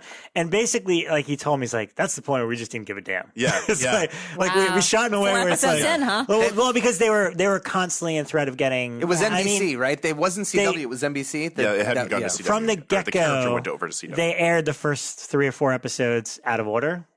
Oh, that's They right. do. Because this weird thing happens where it's one of those things where there's a character and then she's like gone, but then it's like she's back and you're like, that was the pilot or something. Like, it was something else. Like, the character disappears that's and right. comes back. Neil did those 2 back to back, and then they aired episode 2 4th or 5th. Yeah. And so, but anyway, the show was great, and I so wish it got good. another chance. Although we'll see him on Legends of Tomorrow, apparently. Yeah. Oh, I feel like as Constance. That's kind of, every he popped up in creator- Arrow Yep. once, which was a Cool. great episode. Cool. And they keep bringing him back for He's these so one-offs. good. And And the what a animated voice, complicated, cool superhero. That's Yeah. what I like. I like that he's complicated. And, he's If not. that been on cable and they'd gone all the Oh, way yeah. with the Oh, yeah. darkness, Oh, my the gosh. swearing, Yeah. was it Man Thing, or which other characters did he interact with in the Yeah, comics? yeah, Something, Man Thing. That, Zatanna if they'd gone that sometimes. whole Yeah. direction. Well, by the it way, would've and I been mentioned on the show a couple weeks ago, so there's an animated movie called Justice League Dark that just came out last month. right. Yes. And he does the voice. Yep. And, Oh, cool. and it's him and Man Thing and like all the dark characters. And it was just good. Even in animated form, it was just good to have him back. It's funny Because, that everyone has just associated that he's the guy. And I'm He's wondering, the guy. But he is. He is. And When they you keep- watch it, it's like he looks exactly like the Yeah. comic book. Yeah. It's shocking. Yeah, Yeah. they keep teasing that Constantine might be in the new Injustice game, Injustice 2. Yeah. And I'm curious if it will be him. If Probably. He's in it, if It's he'll do the Got voice. to. Yeah. He's so good. Yeah. I'm sorry. What was your question? Well, I want you guys to think about it because I want to ask you guys a question on your own podcast. Okay. Because I was thinking Fair about enough. it before. I would like to know a moment on television that you saw it on television. It doesn't showing a movie on television doesn't count. That scared the crap out of you, especially as a kid, that stayed with you forever. That you saw a thing on TV, and I think Some of them are obvious, like Bob walking across the living room. great. Oh, yes. Great. Even when they Great brought it back example. this Yes. time Yep. as Yes. a flashback, I was Yes. unnerved Yes, because I've it told was him so scary. that moment. I've told Yeah. him many Twin times. I think I was 11 when that I gave saw the me original. nightmares. Yeah. Yeah. And I didn't even see the first couple episodes. I think my mom That's was even watching it. And I scarier, started right? watching it. Yeah, and Yeah. I was instantly interested. Whatever zero context. Lynch's What is so style fascinating pulls you about in. that episode is right creepy. before that is the most annoying song that they all sing together where I'm like, just you, just stop, right? So I'm getting really annoyed with the episode, and then they take I'm completely off guard. My guard is down, and then Bob comes and he looks like he's gonna climb right into my TV. They're saying unnerving because it's like suburbia. I mean, that's what Lynch has made all his filmography is, but that thing is out of place coming towards you, and that the danger that Twin Peaks ushered into television, the danger of not knowing what's going to happen next, which I don't think really existed. Like, oh yes, it's a shock that JR gets shot, but then he's back. Twin Peaks isn't. When that show came on, it was like again because David Lynch isn't making television, Right? And he wasn't this time either. He was making an 18-hour script. He was trying to make a thing that, like, in his mind, hasn't got cliffhangers at the end of each episode. So it's, I don't know. I feel like the walls. We were talking about it a bit when we did the top 10, but like there are certain shows that are trying to actually change what this means. You know what I mean? Like, for instance, I would have been happily paid to go to a theater each week to see Game of Thrones.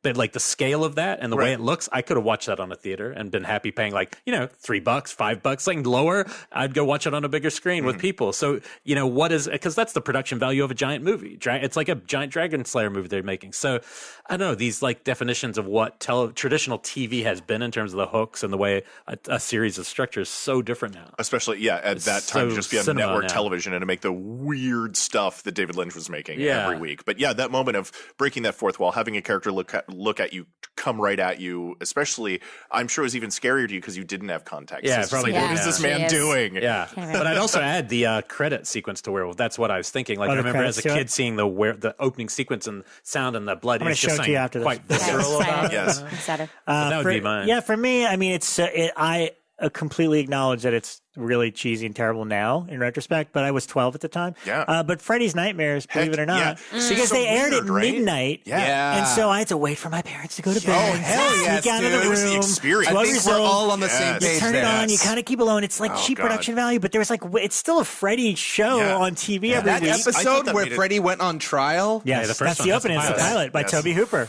I just want to point out great. that you misbehaving as a child is that you went and watched horror movies. Oh, like yeah. there's Oh my nothing God. more. You're Same. the most like Kind of Yeah. all of us. Yeah. like child Rob is the same as adult Rob. There's no difference at all. I took No. the family car once, and it was to see '89 Batman. That's as bad as I got at that time. Yeah. Mine was when there's an episode. This is also that other people I'm sure are gonna would say, but when that episode of X-Files where there's a bunch of bugs or roaches right on the television, and then all of a sudden they filmed it so that it looks like one is crawling across your own television, and we had this giant like big screen TV, like, you know, that was the size of a house in our living room. And it was so scary because it looks like there's a bug. It was right there. Yeah. They shot it on purpose. You guys don't remember this. It was so No, scary. I vaguely Weirdly do. enough, I don't, and But I when I remember- think of early X-Files, Fluke Man like really I thought you were freaked going to me go Fluke out. Man or the family. Yeah. I That's thought the one. Family. Which one is Family Tombs with family. his hand going under? He can, crawl under every. Oh, he that did guy. the Oh, shake. yeah. Yeah, that guy was creepy. Horrifying. For sure. Well, Family is the one where they have the Yeah, mom under Family's the just a bed. great- Yeah, It's like that all was the one they banned. They banned that episode Yeah. after it Texas aired Chainsaw Massacre episode, once yeah. because it was just Chainsaw too Massacre. Yeah, too scarring. Yeah. there's a lot of. There's But we were a a lot of little scary older ones. when that came on, so I was more. I couldn't be scared by that. I think I was 16. Yeah. For me, it was Salem's Lot, where the vampire yeah. boy is trying to get into the. But that's the movie on TV. That doesn't count. It's a moment on television. As I said, well, like Dark Knight Dark Knight of the Scarecrow is mine, but that was a TV movie, so I'm not. But You mine, didn't say it couldn't be a TV movie. He did, exactly I think. said Pretty that. sure he did. That's exactly what I said. Now, welcome to our podcast where this No, you happens for 2 hours a night, and we both don't listen to each other. Rob, to yours, mine also would be from like something like Tales from the Dark Side or something, because all those horror shows of the 80s. And into early 90s were so low budget that for some reason it had an even scarier quality to it, I think. Freddy's Nightmares it made zeros. Even now, at my age now, if I watch the Freddy's Nightmares, I'd be like, what is pretty good. happening? Yeah. The storylines made zero sense, and that made it scarier because it felt like a dream. Yeah, you're half asleep anyway because Yeah. you're not supposed to be up to that late. Yeah. Exactly. You're like, what am I watching? And a lot of times they didn't have a soundtrack, or if they did, it was like really minimal or like keyboards, and that somehow made it even stranger and scarier. Because if you have a lot of production value and you're trying to scare me and you have a great score and stuff, that's one thing, that's a moment. But like those always felt like it's something you weren't supposed to see. Yeah. It was It's like cable access too. 'cause Yeah. Freddy's talking So to you. like It's when cheap. Tales from the Dark Side is available on the Shudder app, and I recently rewatched some of those episodes, and they definitely feel like it has that late 80s porn tape quality Yeah. in the sense that it's like it's grainy. Yeah. And it feels like you're almost just looking through a window watching them on set. You And know, some it of them- doesn't. Some of them are so clearly sets. It looks like black box theater. Some of them. There's the one with the But dummy. that makes and it stuff even like that. more frightening for some reason. Yeah. Yeah. Okay, so old I've school. said this on the cool. show before, but I'll bring it up again. I want to see if you guys used to do this too. So you remember, like the cable box was like it's literally like a box with little buttons Yeah. that you'd flipped out, like literally like whatever it is, like 30 buttons or whatever. Yeah. So when I'd watch horror movies or shows like Freddy's Nightmares or whatever, I don't know why, but I got obsessed with like constantly switching back and forth between channels because I wanted to miss the scary moment. Oh, yeah. Like when I thought it was gonna be scary, I was like, To go away from it. I was waiting I wanted to miss the You jump like and get accidentally back miss it? after it. Yeah, I was Oh, like that's so trying to force funny. myself to I miss like the how scare. you're doing the whole motion of turning the knob. Yeah, but it was the buttons. I was like, yeah. So wait, there it is. I want to ask Rob G, who I know as the if I may use a phrase, the icon of fright in my world. If people are like, I need a guy who knows horror, my brain goes to Rob G. 100% truth.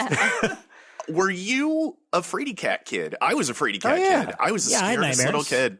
Yeah. I mean, like crippling, like couldn't get through the day. The Twilight Zone, the movie. Dan Aykroyd was my enemy for years because he turned into that blue guy and ate someone. Yeah. I couldn't deal. I had nightmares literally every night, and it wasn't until high school that I had to make the choice to start studying special effects. And I got Tom Savini's book, Grande Illusion, so that I could break it down in my head and work through it. And then I wanted to be in special effects, and then I loved horror movie. Yeah. So you were a scaredy cat kid. Yeah, I don't- Were you guys like brave Everyone kids? was. Or were you scaredy cat kids? No, we were like the Cujo kid. That's the movie of all movies where I see that kid, how he runs and jumps into his bed after. Definitely. That's until quite old, like a few weeks ago. Right, I get it. Yeah, when I suddenly turned off the light. I was literally talking recently about the movie that scared me the most as a kid, which was Return to Oz, which is not a terrifying movie. It's not a horror movie though. And Isn't like, it though? Scary. I think it is a nightmare movie. All right, great, good. Then I don't feel so dumb. I remember Roger Ebert's review of that film, and he said, "By no means should any child watch this movie." My parents let me watch it. They would let me watch it. We had it on tape. But you know what? Why wouldn't you? If as a parent, you'd be like, "Sure, it's Oz." I know it's Oz. Yeah. But I transitioned pretty quickly though. Like that's the thing is I didn't wait till older. Like I remember I couldn't make it through Twilight Zone after that opening. I couldn't make it. It took me 3 tries for American Werewolf in London. Every time I'd watch it, even though it's fun, like I didn't get the humor at all. I'm a little kid. Like it's not funny to me at all. I made it as far as the nightmare where Jack like wakes up in bed and he's sort of vampiric. Yeah. That's as far as I ever made and then it. You check out. Yeah. It wasn't until the making of Michael Jackson's Thriller that I saw a little snippet of the ending, which even that was like werewolf and he scared the my crap god, out like of the me whole on Thriller. Piccadilly Circus scene. And then I had the courage to go back and see it because of Thriller. I couldn't even listen to Thriller. Thriller was so scary. Even on the radio, in the house alone, when Vincent Price would talk, I couldn't handle it. Oh my god, I totally get that. It's so funny now. Like Vincent Price is such a cuddly character. Yeah. Now you love it. But like back then, it was with no contest. Scary, And and I mean, I've told the story before, but my grandma lived down the block from me, and her entire backyard, like the little fence, that it was a cemetery. And so anytime I'd sleep over there, like a family cemetery, like a cemetery. She lived right next door to a cemetery. Oh, next door, like not her actual backyard. No, like a your grandma did not have dead people. Your grandmother has the pet cemetery. Are you just realizing that's not normal? No. But I mean, an entire, literally next door to a cemetery, and so there's a little thin fence that separates her backyard. And you look out and you see everything. And so I remember, like late at night, I'd watch Thriller or Return of the Living Dead. And if it was rainy and foggy out in New York, which it happens often, I'd look out there and I'd be terrified. Oh my God. I don't want to stay here because I'm gonna see something come out. Yeah, of the ground over there. So, but I don't know. I loved it though. At the same time, I can't explain it. There was a very short period where even though I was scared, I wanted to overcome it. Those movies somehow. that scared me, I begged my parents to let me get them, and then when they'd scare the crap out of me, and they'd be like, "Do you want to keep watching, buddy?" I'm like, "Yeah, no, it's great." There's something about being weeks. scared and then being fascinated with that response to this stimuli that makes you like, what? I need to know more. I'm also still frightened. My mom has to walk me to bed, because I'm afraid to go by myself. But then I put a Freddy Krueger standee on my front door. Well, I love other people's stories. And again, if you're a diehard listener, I'm sorry to repeat this, but Elric's story of how you and a bunch of kids and family were watching Alien, and they made you during my friend. Oh, your friend. It was your friend. During the chest bursting scene, they're like, you can't see this. So he goes in the corner and just turns around, but he hears the entire thing. Our entire family are watching it, and his parents had already seen it. They said, "Yeah, he can come to the house." No, and this kid, so my friend Alex, he had to stand in the corner with his back to the movie. Oh my it must have been 100 times more version terrifying. of it must have been the most Imagine turning around during that scene and hearing it, like, oh my god! I remember it's weird what people do. I bet he's in therapy now talking about that moment that changed his life. I tried to sleep through Nightmare on Elm Street at a slumber party because I knew it was too scary for me. So all the kids were watching it. We're all in their sleeping bags, and I was like, "I'll just sleep through it. I'll just close my eyes." So you heard it, obviously, and I would watch some of it, and then no. So obviously, my first viewing of Nightmare on Elm Street is horrifying. Because it was all in my head, and then when I watched it again later, I'm like, it's still scary. But my first viewing of A Nightmare on Elm Street was at my best friend Calvin's house, and he got his neighbor while we're watching to come to the door and start scratching on the door with knives. Calvin's a jerk. And every time he went to open the door, there was no one there. Oh my god! I know Calvin. Cool. Calvin's a jerk. That's mean. I liked Calvin until now. Some people do that. I interviewed Gina Phillips, actress who was an actress, and asked, I always like to ask, well, what do you remember as a kid from horror? And she said watching Salem's Lot. Yeah. And she's like, her dad loved horror movies. While they're watching Salem's Lot, her dad went out and started tapping on the window. Yeah. And I'm like, that's just it's a real mean. dad move. I feel like I watch so many horror movies in the context of girl slumber party. This is you're a girl, you go over and there's 10 girls, 5 girls, something at a house, and you all watch horror movies together. And it's a real dad move to come in and scare us during that. Yes, of course. Dads, Elric, doing it. I don't know. It's like dads love That's my goal. I can't wait. It's like such a I'm not thing. there yet, but I'm working. We'd be towards watching When a Stranger Calls, and then the dad would like find a way to like call us, like then we would all be, and we would scream at the top of our lungs. Peak dad. I know. Yeah, mine's lame. My kid's watching My Little Pony, and I'm outside like scratching. And they're like, "What are you doing, Dad?" He's such a dick. They're like, friendship is magic. Celestia. Okay. Yeah. Trying to watch My Little Pony. Damn, 3.5-year-olds. I want to be back for the show about ponies, by the way, if anyone else wants to. Yeah. Sure. Okay, cool. Well, I think we got our fill of TV, but before we wrap up, I mean, Have we, though? Well, you know, I mean, Well, they've got your they show. can Aaron listen and I to have to do Punch, this again tomorrow. Punch Drunk TV. Yeah, that's the thing. If you want to continue this, listen to their show. That's Yes, the you point of the crossover. But before we wrap up, you know, since you don't get to talk a lot about horror yourselves, what are some of your absolute personal favorites? The sort of like what I call comfort horror movies. Yeah. For both of you guys. Well, I mean, like, there's the ones that are. Aaron and I were just talking about this because I signed up for your Facebook page and it quizzed me with 3 important questions. I had to ask. The group. Like, the group. Excuse me. Or is like, Yes. what are your favorite horror films? And That's I our couldn't even Walking do it. Dead move, right? Like, Yes. And I was like, Aliens. No, wait. Chainsaw 2. Nope. Yeah, and he looks Shining, at me and she's like, and he looks at me. He's like, so which one do you put? I'm like, Yeah, The Shining, Shining, obviously. Yeah. So the classics, absolutely. But Aaron, what are your super secret go-tos? Because I have one. I have a couple that I love actually. There's one Super secret. Well, like that no one has seen or something. I have one from like 5 or 6 years ago by a Canadian director called Slashers. That is one of my favorite movies, and it is. The concept is it's a Japanese game show love this movie. where killers kill teenagers, and the show gets so popular in Japan that this is the first American episode of it. The whole thing is shot in a paintball stadium. Yep. 2 of the bad guys are the same guy in different Played by the same makeup. guy, There's yeah. literally a scene where he steps out just long enough to change makeup and come back, and that's not a plot point. He just is the same actor. Okay, sorry. It is just one of those amazing, like terrible. I haven't even heard of I'm this excited one. Yeah, that it in was, like the 2000s that something that bad and fun can still be made. It was 2001, and it was released on. I have the DVD. It was released by Fangoria when they were putting out was films it? for a little bit. So Yeah, that's Slashers, the and then cover. that guy went on to do like 3 other movies that I loved all of them. weird. But like, so that's oh God, it's so good. Yeah, it's fun. Slashers. If you get a chance, and I can't even tell you how to watch it because it's hard to track down. I had to buy one off of a friend who probably bought it from Amoeba or something. Becca probably has like a whole bunch of stored in her closet. From the Fango Slashers days. at Rob's house. I'm glad you know that movie. I've got the No one knows DVD. that. I love it. It's a great little movie. And things like that, like all the full moon movies. I just found a YouTube page called Good Bad Flicks, and they just go into like all these old bad movies and kind of. It's great because they just give you all the data. It's kind of like a behind the scenes, wiki for these horrible old movies.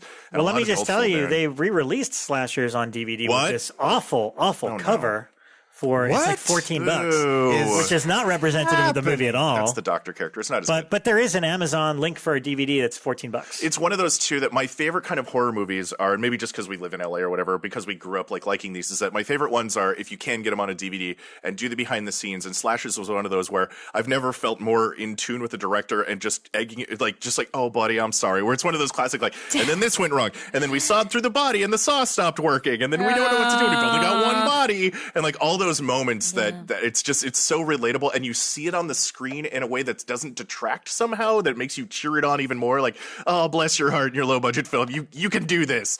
That's just one example. Aaron, do you have any like deep ones that no one has seen? No, come on, man. I watch nothing but television, but I will say, Was it a cred test for our podcast? No, but it's like when I was deep into like full-time working, I had no time to watch movies, but there are go-tos. Like The Shining is a movie I watch as a tradition every year on October 1st. Fun. Every time, like the ArcLight sometimes does screenings, and I will go because there's something about that is the first movie that really scared the crap out of me. My mom left me at home when I was like 5 or 6, and I found it on KTLA at like 3 o'clock in the afternoon on a Sunday. Way too young for sure. And she came home, and I'm just glued to the television. Like, what did I just watch? And it's one of those things where you become fascinated, like I said earlier, with that reaction. The Shining's my favorite movie, but there's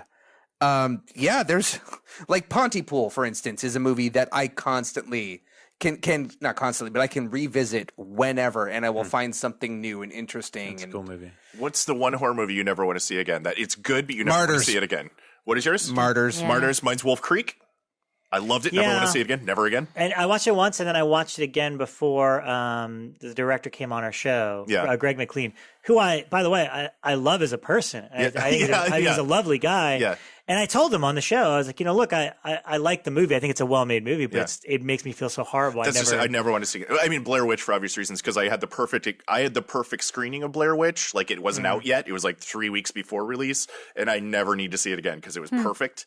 Do you have one that you never want to see? I mean, there are movies like movies that I think get an unfair rap that are actually really good movies. Like, I think Cannibal Holocaust is actually quite an amazing vision, but it's not saying a human should have to watch it. You want to sit down and see it again. Like, you watch it once and you go, wow, that's terrible and grotesque and horrible, but so well done. Yeah. But yeah, I don't need to watch it again. I mean, at most extreme, like Martyrs too. I mean, Martyrs I rewatched to do a podcast episode, like an analysis episode of Projection Booth, and by the end of it, I really respected it as a movie. I was like, that is a really good movie. Don't need to experience that again. It's a one-off, and I think unfortunately horror films sometimes get a bad rap for that. Like, they're not as good as the ones we can rewatch a lot. But I actually think we shouldn't really like a horror film. To me, like by its very goal, should also be to provoke or to surprise. I mean, it can also be to wear as a blanket, like a lot of our favorite films. So I think it's unfortunate that there are some of those movies that you just by its nature don't want to look at it again. Yeah, but that means it was effective. Yes, exactly. It worked. But I mean, we talked about it last week with Mick, and like like Gaspar Noé, great films, but I never want to watch any of them again. Like Irreversible. Great example. Great movie, but I never want to watch it again. It's just too much for me. And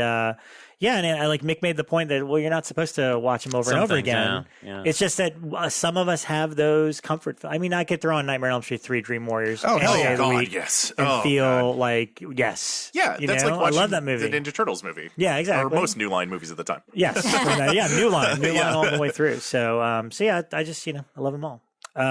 Brea, personal favorite that's you still go back to? That I still go back to? Sure. Ooh. I'm not a movie. You guys are going to hate. I'm not a movie rewatcher. She's a book reader, you guys. I'm not a rewatcher. You actually read books. I do read a lot of books. But do you reread books? I don't. While you think of your answer for that. That's the other thing. I'm not a rereader. I'm not a rewatcher. There's too many things for me to watch and read in this world. I'm not a big rewatcher either. I mean, unless like Shining and things like that, I do read. But I'm not like when we often talk. It's partly also having shows like this. You're really wanting to go forward and just keep watching new stuff. Yeah, that's. But you do also run out of steam there too. I feel like after these amount of years we've been doing this, the volume with which we watch, you feel like you're not going to run into many more classics or gems, but it still happens every year, like a few, but less every and less. year there's a Devil's Honey. Yeah, every year there's something crazy. Hugh Jackson going, oh my God, Devil's Honey. But it's what's the rewarding part. But I do wonder sometimes, like, will we just at some point run out of new stuff? Like at some point there can't be any more gems. But then Get Out happens. Well, yeah, new films there always will be. I have no question that new indie. I'm talking about like going back to older movies. That's I do think an undiscovered classic. The older movie, the ones I do really like participating in the rewatching of is when I watch them with a crowd. Oh yeah. Like that makes a big difference, especially when you get to live in Los Angeles and you get to go to like the New Bev and watch Black Christmas. You know what I mean? Like that's the kind of stuff where I'm like, cool, I'll watch that again. Like, because it's watching it with actually I saw The Shining at the New Beverly. I took my mom and my fiance for the first. It's his favorite movie. My mom saw it for the first time, and like that's like fun to see it with an audience, to hear it, to like it's a different experience, and that's when I'm like ready to rewatch something. Yeah. Especially those films that we wouldn't have gotten to see in the theater. Yeah, of course. It's cool to get that experience. experience. Which is almost all of those kind of like gem movies. Yeah. I mean, I definitely wasn't old enough to see a lot of them in the theater. Yeah, no, I came in at the tail end of a lot of those franchises. Yeah. So I saw some, but it is great to be able to see some of the. I mean, like Texas Chainsaw, that 40th anniversary screening that I went with Elric is going to forever be one of the greatest screenings we've ever gone to. I think the scale, like watching them on VHS worked for all of us as kids, obviously, but they're saying as adults to see something in the scale it was shot in, and you go, oh yeah, this is such a different experience. Like The Shining is not the same movie that VHS was on a screen. Yeah, it's just it's so much bigger than you. It dominates you. And have you seen it in the theater, Aaron? Yes. The Shining? I have not. I feel like I'm missing something. Multiple times. It's crazy. It's the power of Blu-ray, especially the Kubrick stuff. Is you put it on, you're like, oh my God! Like, I can't believe. I feel like I've never seen this. Yeah, Kubrick and Ridley Scott. It's just like they knew to make everything look amazing somehow that we'd be able to see that in the future. Yeah. Or so the director's you like, guys have no excuse now, especially you, Ridley. Yes. Covenant. Anyways, all righty. Well, where can this was fun. Thank you guys so much for coming on. Thank you. Where can we find all of you? Tell us. This is where you plug the show. Aaron's better at this. All right. Well, you could find me. I'm Aaron Flux, like Aeon Flux, but AARONFLUX on Twitter, as well as Facebook. Jack here is Flatline Jack everywhere. You could find our show Punch Drunk TV On Twitter, that's punchdrunk_TV. We're on Facebook at punchdrunktv. We're at punchdrunktv.com on the internet, and punchdrunktv on all the places you could find podcasts. We're on iTunes and all those things. We air every Friday. We record various nights of the week depending on our schedules. We and then it don't airs edit our show at all, and we just post it right after we're done. We post on Friday as well, so listen to us first. We do. Oh, we battling. Well. We try not to edit, right? You are really good at that. No, we don't edit. And what? Brea, where Not can editing? everyone find you these days? Your edited show? I do a podcast called Reading Glasses that we edit heavily. Better choice. Very heavily edited every week. I'm totally going to pitch my wife as a guest on your show. Me too. She's my an God. audiobook narrator. Oh, yeah, What? great. Boom. Great. Look at that. Yeah, That's Kelly amazing. would be amazing on your show, yeah. It's on Maximum Fun,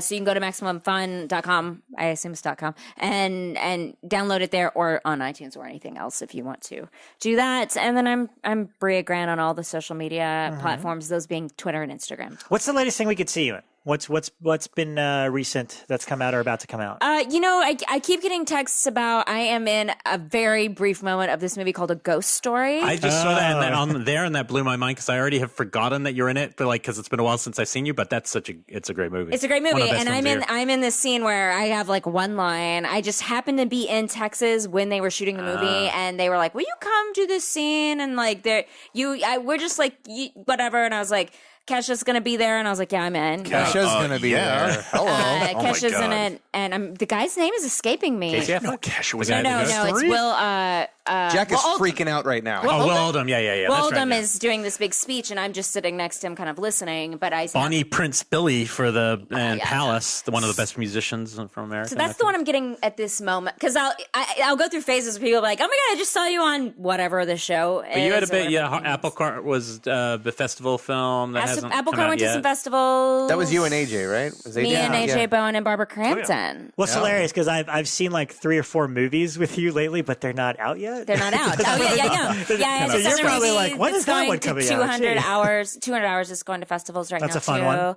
Thanks. Yeah, and then I'm on a TV show that starts airing in. Called The Arrangement, that I do not think your listeners are probably going to tune into. What kind of what's genre? I saw you It's post on about it, and I was like, what is this? It's on E, but it's a narrative show, and it's about. It's like a little Katie Holmes, Tom Cruise story. Like it's like a girl who's an actress meets a guy. Oh, I heard about this. And she has to like sign an arrangement Yeah. and get paid to date him and whatever. And I'm like her like loud best friend from whatever. She's like this beautiful model who was on The Walking Dead for a while and like her actor life, not on the show. Like she was actually on The Walking Dead. And I'm like her just loud, sassy best friend. Nice. There So- you go. You guys have a new show to add to your queue now. I'm in. The Arrangement. It actually is very bingeable. I binged absolutely the whole watch first it. season, and it was highly It's bingeable. out already or not? The first season's out. Second season's about to start airing in February or March. Who does soon. it air through? What It's network? E. Do you know? Oh, E. I'm sorry. You It's on already E. said E has like 2 narrative shows, and this is Yeah. one of those Yeah. shows. But the other one is the Royals, and this one, Isn't that on USA? no, I think it's you're thinking of Royal or something? Royal something? But- Royal Pains was on USA. yeah, no, It's the no longer on, Royals. right. Anyway, these are things that your listeners are not going to tune into. We'll never so be I'm just going to Royals. say, watch me in movies. Great. Do you know what your listeners will like, though, that I want to talk about very briefly? Very, very briefly. We weren't in it or anything, but The Alienist on TNT. Have you watched the first one? Yeah. Okay, so The Alienist premieres on Sunday. Everyone tune into this. It's kind of a horror adjacent. Yeah, it's Like Jack the Ripper it's gonna type make, kind of story? ish. Kind of. It It's gonna takes make place you- during the Gilded Age, and Yeah. it's based on Caleb Carr's best-selling novel about. And It it's looked good. An It's in New Alienist York. is kind of like a, what would you call it? Like Well, a it's- Mindhunter profiler almost, Yes, right? exactly. Yeah, It's- exactly. But way before that. Right. scene. Yes. Yeah. It's and it takes place. It's going to immediately make you miss Penny Dreadful. Yeah. And it's I've never seen a show. It's always in England. This show, you've seen this show 5 or 6 times, but it's always in England. Now This it's in is New York. New and York. it's- Oh, cool. and it is brutal. Like And it's gory. and Dakota Fanning's in it. Like, She's what has she amazing. been doing? Yes. She's so What good, channel though. is this? It's going to be on TNT. So can they push the envelope there? You or- know, Yeah. that's something when I saw the premiere of it They last do. week, and they said before it started, they said, watch every nook and cranny of every shot because they really created this world. I watched this and I'm like, this feels like nothing I've ever seen on TV before. It kind of is like Boardwalk Empire, and it kind of is like Penny Dreadful, but it doesn't. Yeah, it was on my radar. I'll watch it then. Just TNT is what scares me off. If it was on HBO, I would have been in. Yeah. Do you but know TNT who's in made it? me, I don't know. Do you know who's in it? Baron Zemo versus Dracula Untold versus Buffalo Bill from Silence of the Lambs. They're all in the same Yeah. thing Okay. with All right. Dakota Fanning. Wow. I'm just That's all confused you that need it's to not know. about aliens. That Yeah. I saw the So billboard they- and I was like, cool, an Well, we alien don't show. know that. And I was like, It's in the opening crawl. The very first thing it says is that if people who had mental disabilities were considered to be alien from their emotions, and so people who studied that, psychologists, if you will, were called alienists. Okay, fine. I didn't. That's the Fine. very I first. didn't never explain heard it, that. That's so but I interesting. want an Okay. alien too. But yeah, The book was he's fantastic. I read it like Yeah. forever ago, and the fact that they made it into a TV show, I'm like, what? was And they've impressed, been yeah. it was apparently 3 years in production, but like a decade in trying to make this happen. First as a movie. Before you leave, this isn't a pure opinion because I need to know whether to push play or not. Preacher season 2. Can I say what I said to suffered someone? through the end of You know Preacher what? 1. I love this I'm comic gonna- and I hate this show. I'm gonna let I love the Jack. comic too. I'm gonna let Jack I take like the this first one. season. Yeah, The first season had great. I highs haven't and watched lows. I'm the gonna second let one. Jack take this one. Do you curse on your show? Yeah, Yeah. Are you sure? yeah. Okay. This is. Are you this, I said this to someone the We're other pretty day. sure. Pretty fucking sure. Preacher is fine.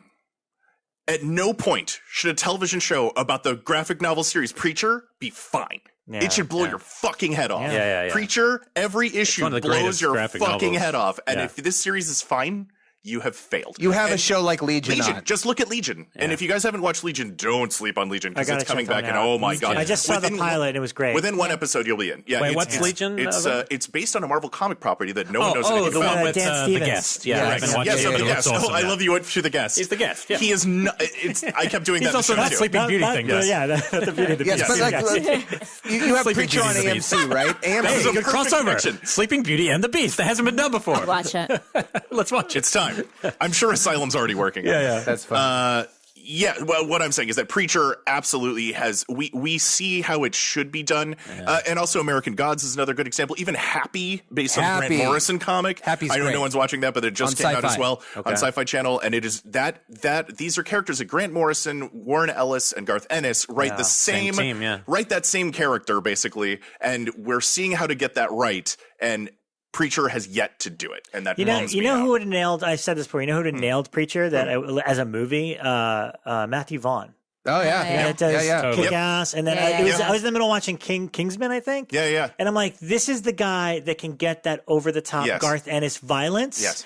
And the action, and yet somehow make it not. You should watch Happy. Weird. Because You Happy should has all of absolutely that. watch Happy, and it stars It's Christopher Maloney from yes. That's it. Law and Order Yeah, I love SVU. him. Patton Oh my Oswalt gosh. plays the voice of the imaginary unicorn friend. It's Right. dark. Wow. All Well, I right. guess I won't push play for now. No, right. watch Happy I think I'm instead. gonna watch all sorry. these other Preacher's shows. Watch fine, Happy. but they get some Yeah. things wrong from the comics if you've read the comics. yeah, Like, no, I'm- yeah. Saint of Killers is wasted on the show. Yeah, that's a shame.